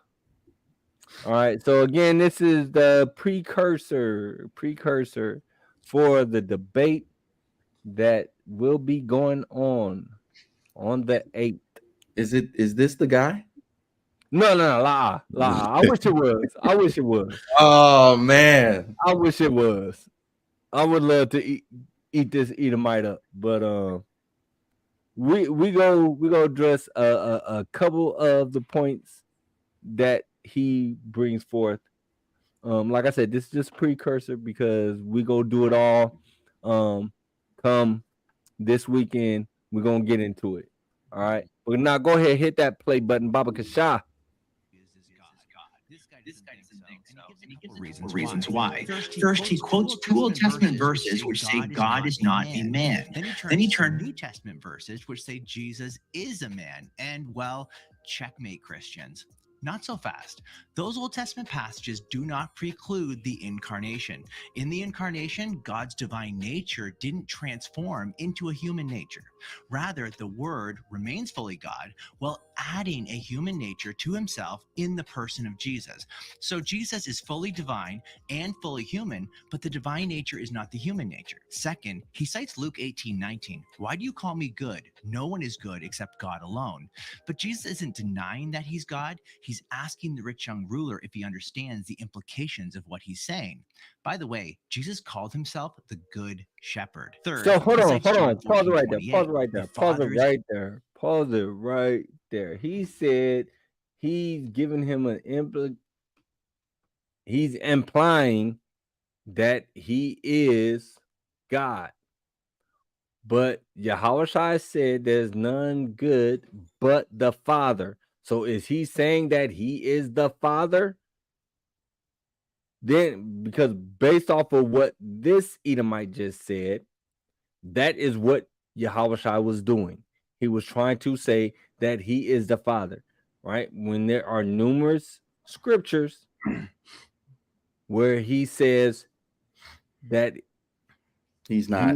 He is not the Father, right? But continue. Is greater than I, and asks, how can the Father be greater if they're the same? But this question is confused. The Father and the Son are not the same person. They're distinct persons within the one eternal God. That's why Jesus also says, I and the Father are one. So the Father is greater than the Son in his role, not in his divine nature. All right, Okay, pause it. Real quick in the chat, what does it mean when to say that I and the Father are one? What does it mean to be one? In the chat, what does it mean if I said that, we're one? What does that mean? He says I'm white and right. Agree, right? When he says that, it means that they agree. He's not saying that they are the same, and this is where Christians get lost. Right? In agreement, in order, they work together in unison, like mind, Why can't Christians get this? Slakia. Come on. Did he say that the Father and Jesus? Oh man, if he could rewind that back, I swear the man just said the Father and Jesus are like two separate things, and then there's God. Like, so then there's the Father, there's Jesus the Father, and then God. It's total confusion. It's total confusion. Knock, run it back just a little bit and hit that play again.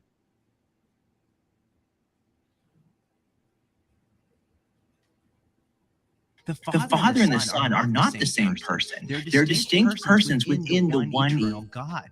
That's why Jesus also says, I and the Father are one. So the Father is greater than the Son in his role, not in his divine nature. Okay, we've looked very briefly at these three objections. Stop. But what about evidence He for said Jesus being the Father is greater in role. And this is what Christians do. They will tap dance around that and say, oh, well, they're equal, but just not in role. So let's say they're not equal in role, but they're equal in substance, right? If they're not equal in role, doesn't that mean that they're not equal?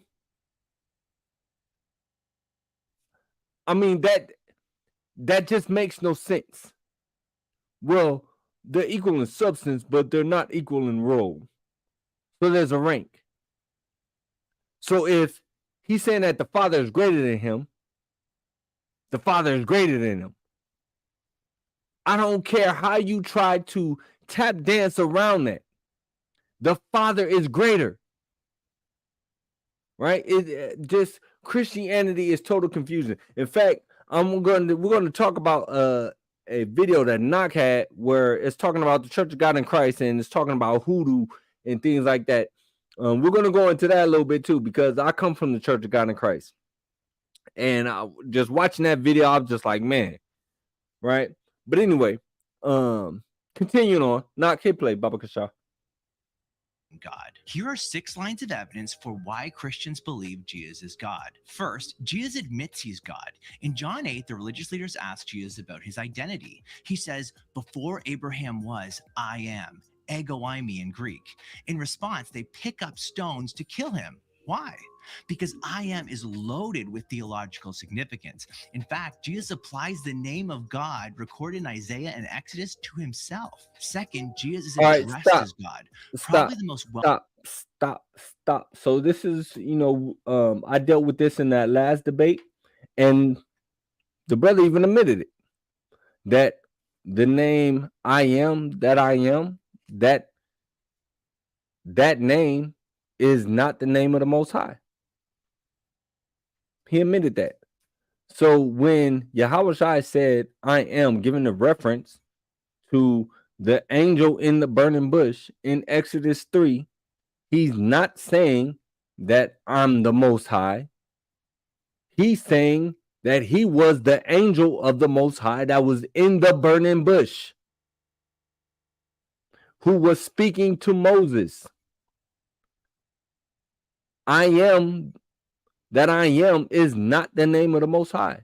In fact, I don't know if I want to show that right now. Yeah. We're not going to show that, but that's not the name of the Most High, right? When you look at it in the Hebrew, I am that I am is Ahaya. That's not the name of the Most High. The name of the Most High is Yahweh.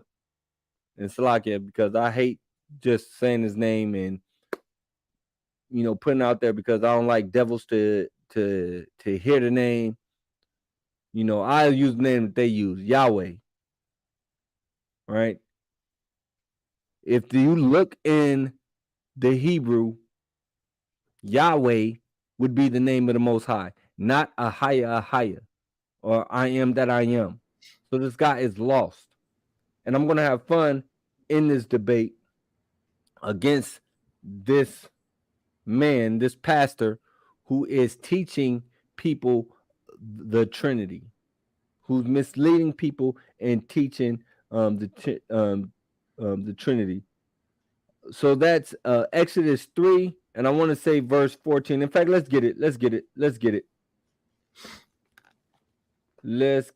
And Knock, if you could, I want you to go ahead and I want you to pull up that in the blue letter for me. Let's get that in the blue letter, and let's show what the name of the Most High is. This is the book of Exodus, chapter 3 and verse 14. And Yahweh said unto Moses, I am that I am. No, read it how it's written. And God said unto Moses, I am that I am. And he All said, right. Hold it right there. Knock, I want you to go into the blue letter. I want you to pull up this verse. Exodus, 3 and verse 14. All right. So when you look at that, right there, what is that? Higher.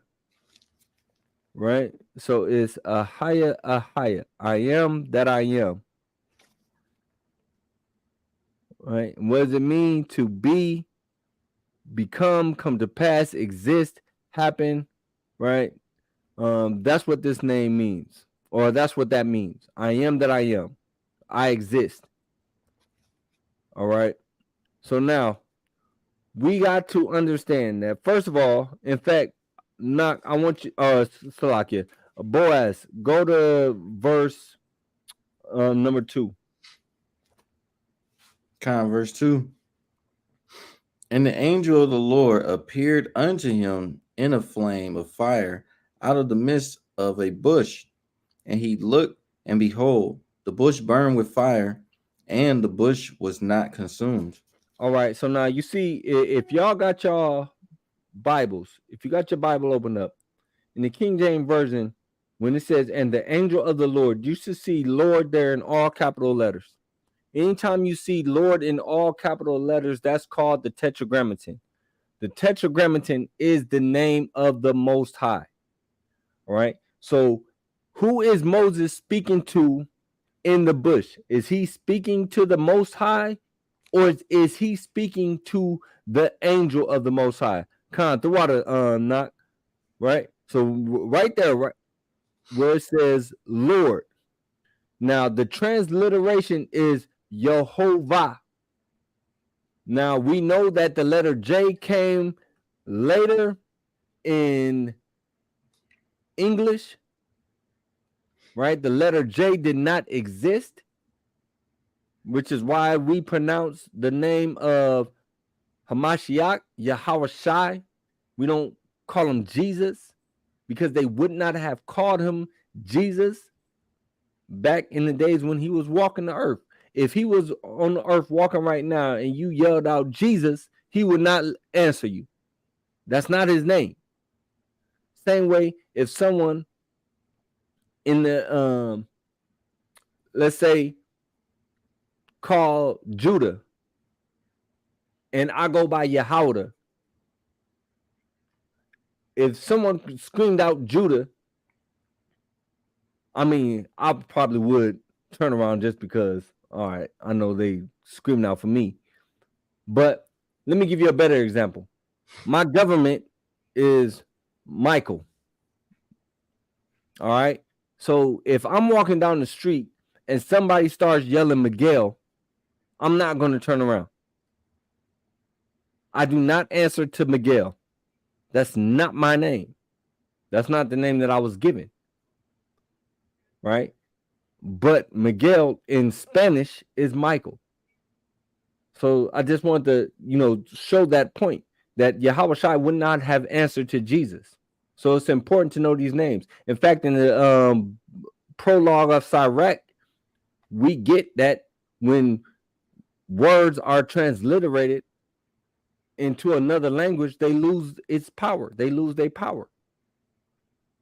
Right? So again, the name would be the transliteration would be Yehovah, right? In English, they say Jehovah. Right? So now we're going to prove that this is the actual name of the Most High. In fact, let's go ahead. Let's get that. Give me Psalms 83 and 18.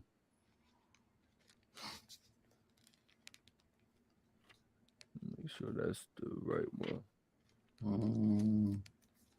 And in fact, let's go before we go there too.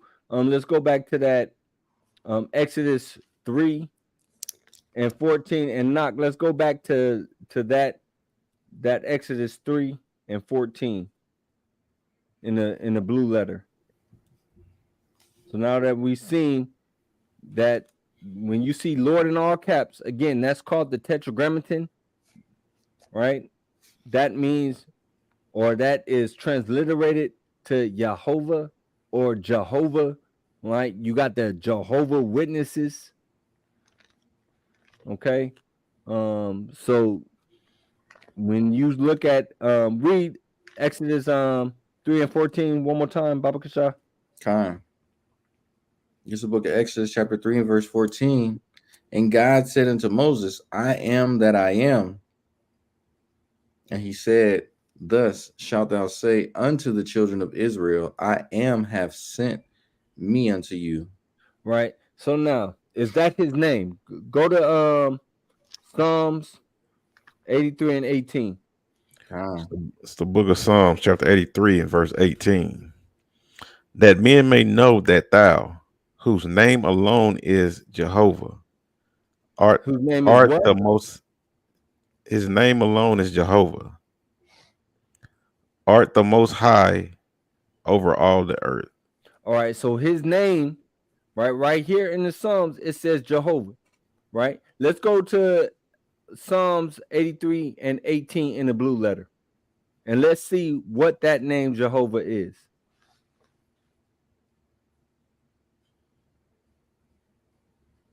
Because that when we looked in the blue letter at the Exodus 3, when you looked at Lord in all caps, it was Jehovah. What do we see right here? Psalms 83 and 18, the name that they transliterated to Jehovah is the same thing. It's the Tetragrammaton, and it means Jehovah, the existing one. This is the same word that was used in Exodus 3 and 2. In Exodus 3 and 2, they substituted Lord in all caps. Here, they actually wrote it out. All right. So the name of the Most High, when you see it says, I am that I am, that's not the name of the Most High. That was the angel of the Lord that was in the burning bush. So when Yahushua says to the Pharisees and the Sadducees, when he was talking to them, I am, and they picked up the stones to stone him, he wasn't saying that he was the Most High. All right. That's first and foremost. And like I said, in that last debate, the brother yielded to that point. There's nothing that he could say about it. Right. So when Christians bring this up, it's easy to cut that argument. Right. Did y'all have anything? I got a precept. Oh, come on, let's get it. This book of Isaiah, chapter 47 and 10, it says, for thou hast trusted in thy wickedness, thou hast said, none seeth me, thy wisdom and thy knowledge, it hath perverted thee. And thou hast said in thine heart, I am, and none else beside me. So now, in this verse, are they the Most High? Wow.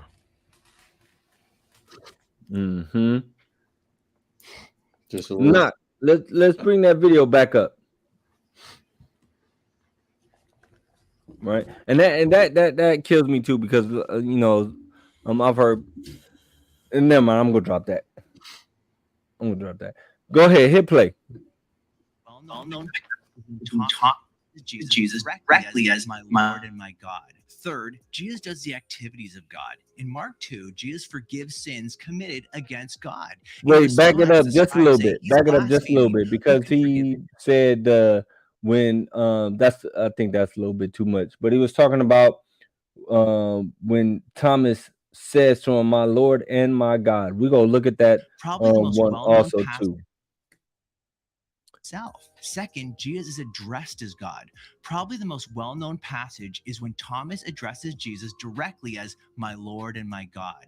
Third, Jesus does the activities of God. In Mark 2, all right, Jesus so forgives sins committed. Stop. So two things that we're gonna deal with real quick, and then we're gonna shut it down. We've hit the 2-hour mark, And then again, we got the class tomorrow, Thursday Night Live, Friday Night Focus. I don't know if it's gonna drop or not, but then we got the Saturday Morning Brew, and then we've got the debate. So y'all tune in for that debate. I'm gonna put the plug again. Tune in for the debate. It's going down. All right. But two things that he said.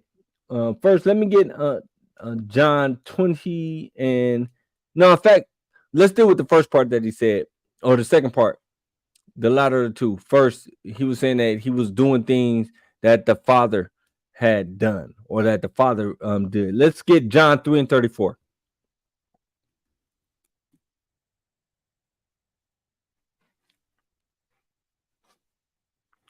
And then y'all make sure y'all tune in for that debate, because I'm going to bring out a lot of precepts. And if you don't have the precepts already, you can definitely mark up your sword and have them,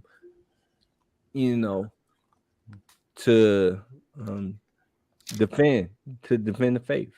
All right. It's the book of John, chapter 3 and verse 34. For he whom Yahweh has sent speaketh the words of God. For God giveth not the Spirit by measure unto him. So Yahushua was, first of all, he sent, right? The Most High sent him. Now, if he sent, Yahushua always also said that the one who was sent is not greater than the one who sent him. All right. Again, another dagger at saying that they are equal. Yahushua tells you that he is not equal to the Father. Facts. Right. But he was given the Spirit without measure. Now, if he is God, if they are 3 in 1, as this Edomite would have you to believe, why is there a need to be given the Spirit without measure? You already have it. Right, that part. In fact, let's get Deuteronomy 18 and 18 real quick. All right. This is the book of Deuteronomy, chapter 18. In verse 18, I will raise them up a prophet from among their brethren, like unto thee, and will put my words in his mouth, and he shall speak unto them all that I shall command him. All right. This is Yahushua, right? A prophet that was given the Spirit without measure. That's why Yahushua said what? He said, I've only done things that I see the Father do. He said, I do none of these works on my own. He who is in me does the works. He doeth the works. Right. Paraphrasing. Right? So, I mean, the Trinity doctrine, man, is full of holes. But let's get John 20 and 28 real quick, because I want to deal with this, doubting Thomas, because he wants to point to that where, Thomas said, oh, my Lord and my God. All right. So let's look at that real quick. Give me John 20 and 28. What's up, boy? Just in that verse alone, what we read, you know what I'm saying? If he was the Most High God, why would it say, I will raise them up a prophet? Why wouldn't he just say, I'm going to raise myself up to be a prophet unto you? Right. Right. And why is he putting words in someone's mouth? Wouldn't he say, and I'm going to say the words that come out of my mouth instead of putting them anywhere? Right. I'm just going to say it. And then he said he's going to speak unto them all that I shall command him. He wouldn't have to command him to do anything if he is God. Exactly. My God. Exactly. Come on. It's so many holes in the Trinitarian doctrine. It's full. It's paper thin. Right. It does not stand up against you cannot. That doctrine does not stand up against the scriptures. Facts. Even like you said, Yahushua said, I came not to do my own will, but the will of him who sent me. Right. Why is he saying I didn't come to do my own will? Ain't he God? Mm-hmm. That I mean, it makes no sense. It makes no sense. Give me that John 20 and 28, Baba Kasha. Knock, if you could bring that up for me in the blue letter. It's the book of John, chapter 20, and verse 28. And Thomas answered and said unto him, my Lord and my God. Right. So his claim is that, see, Thomas referenced Jesus as being God. I mean, he said, my Lord and my God. So this is when Yahushua was risen up. Who rose Yahushua up from the grave? Did he raise himself? In the chat, who rose Yahushua from the grave? If y'all got a precept, that's a bonus. Right? But not, let me get that in the blue letter, Baba Kasha. My Lord and my God. Was Thomas calling him the Most High? Was Thomas referencing Yahushua as the Most High? Or La'ah?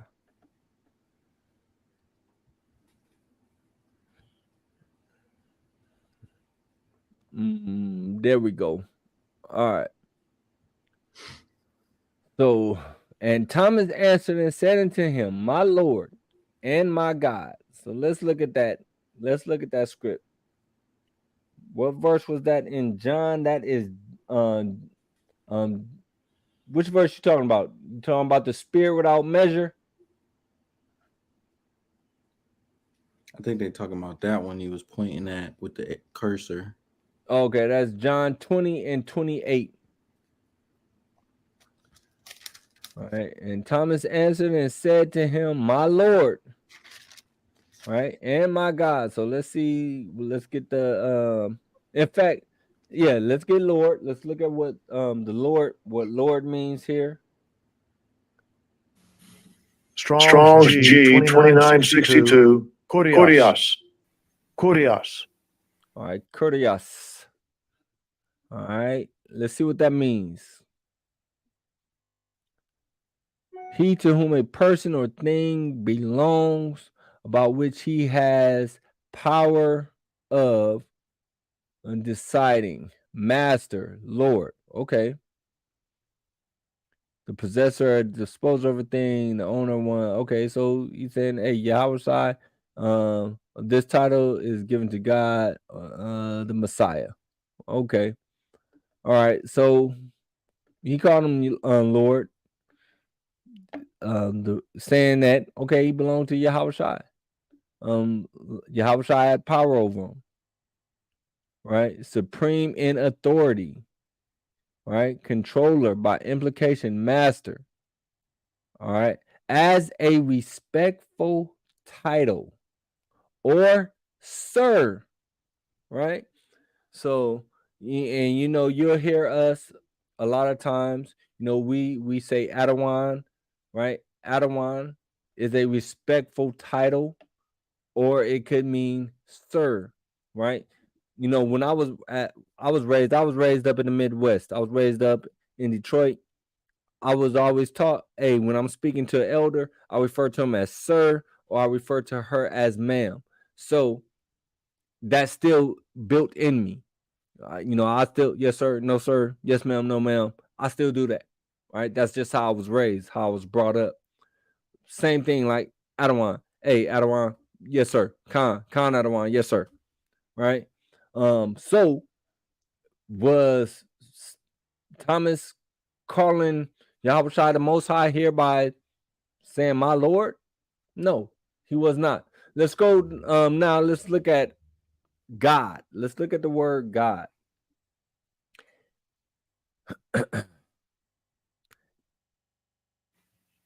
Strong's G 2316. Theos. All right, it's Theos. All right, and what does that mean? Oh my God, look at that. You Hebrew Israelites, y'all don't know what y'all talking about. See, that means a god or goddess, a general name of deities or divinities. Now, hold on. So first of all, it said a god or a goddess. So this could be applied to anyone or anything, right? Then it says the Godhead Trinity. Now, again, we know that the Trinity is not found nowhere in the text. You do not see Trinity nowhere in the Bible, right? But then it says Christ, the second person of the Trinity, the Holy Spirit. This is all indoctrination. All right, all of this is indoctrination. Now I'm going to prove it. All right, we're going to prove it. Give me the book of 2 Corinthians chapter 4 and verse 4. But real quick, before we go there, slide back up. Oh, there it is, right there. God's representative, my fault, Salakia. God's representative or vicegerent of magistrates and judges. Whatever can in any respect be likened unto God or resemble him in any way. So, was Thomas calling Yahushua the Most High when he said, my Lord and my God? No, he was not calling him the Most High. And so, but I wanted to point out that God is also used. This same word, theos or theos, is used also in another place in the text, referring to someone other than the Most High. So let me get 2 Corinthians 4 and verse 4 in the blue letter. Somebody read that for me, Baba Kasha. It's the book of 2 Corinthians chapter 4 and verse 4. In whom the God of this world has blinded the minds of them which believe not, lest the light of the glorious gospel of Christ, who is the image of God, should shine unto them. All right, so first of all, how can God be an image of himself? That's the first question. All right, if he's the Most High God, how is he an image of himself? That makes no sense. Right? But then it says that the God of this world has blinded their eyes. Who's the God of this world? Right? Pause. Let's get that in the blue letter. It's already right there. It said of the God. That's the same word. That's G2316. Theos or Theos, however you want to pronounce it. Right? What does it mean? And wow, look at that. A God or goddess, a general name of deities or divinities. Right? Thomas was not referring to Yahushua as being the Most High God, right? That's not what he was doing. But the Christians will try to imply that, right? They would try to have you believe that. The Trinitarians, I don't want to say Christians, Trinitarians would try to have you believe that Thomas was alluding to the fact that Yahushua was indeed part of the Godhead. Right? That's what they say. He's part of the Trinity. When Yahushua tells you out of his own mouth that the Father is greater than I, we get examples of the order and so forth. Did one of y'all say Salakia? Wow. Oh, I wanted to point out Princess Abaya. She got the precept. Let's grab that real quick. Acts 13 and 29.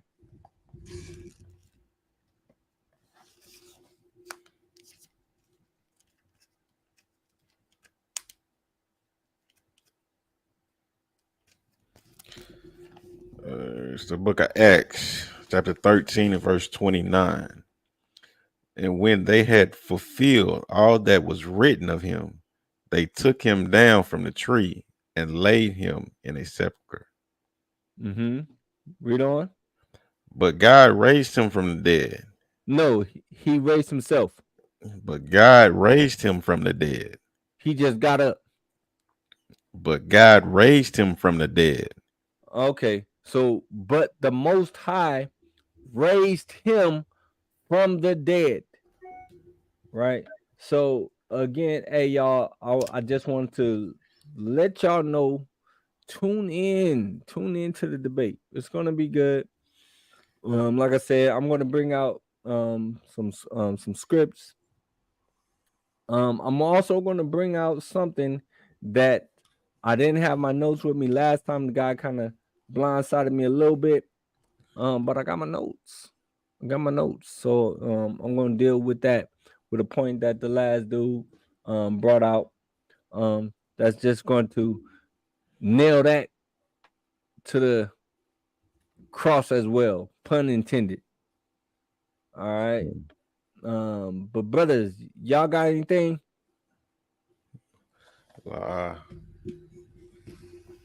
Khan. Like all it. right. Yeah, let's go. I think I got one. Book of Daniel. No. Oh. Well, if we're gonna do that, I got two. Well, I got one.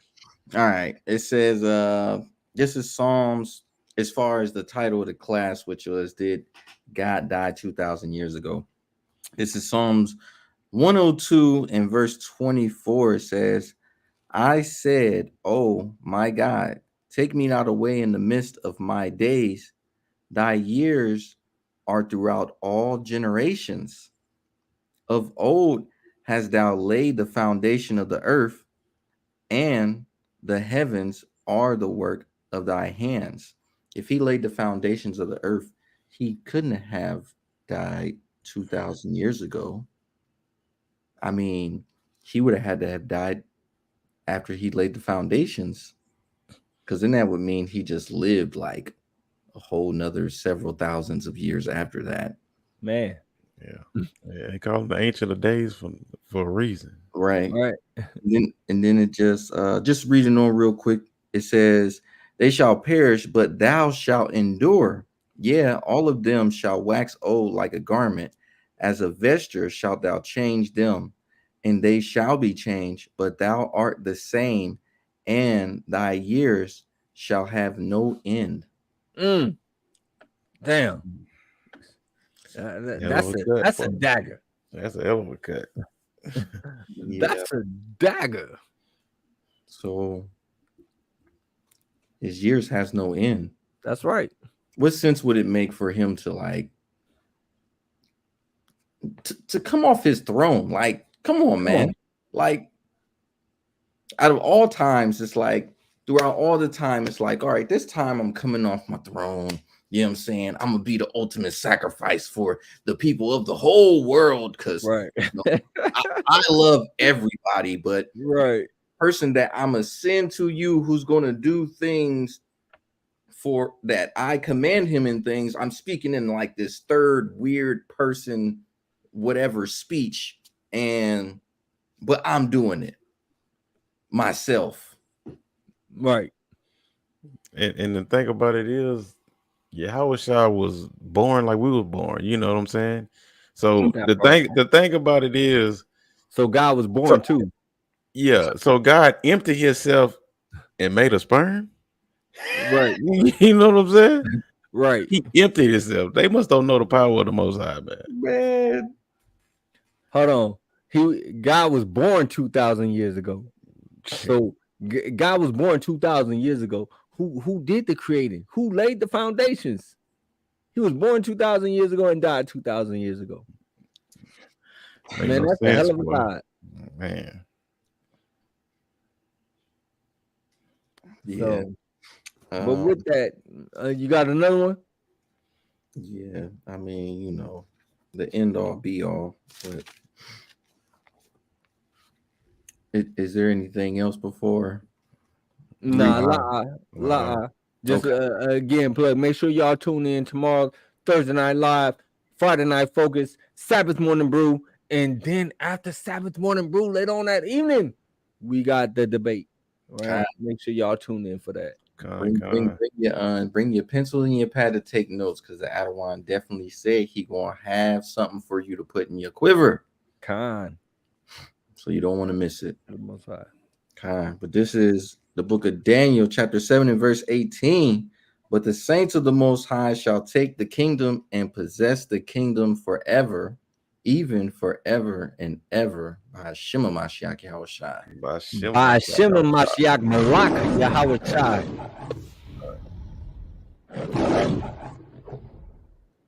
That Lion of Judah. Kwam Yasharala. Kwam Yasharala. Yeah, Khan. Hey, Shalom, family. Shalom. This is not a test.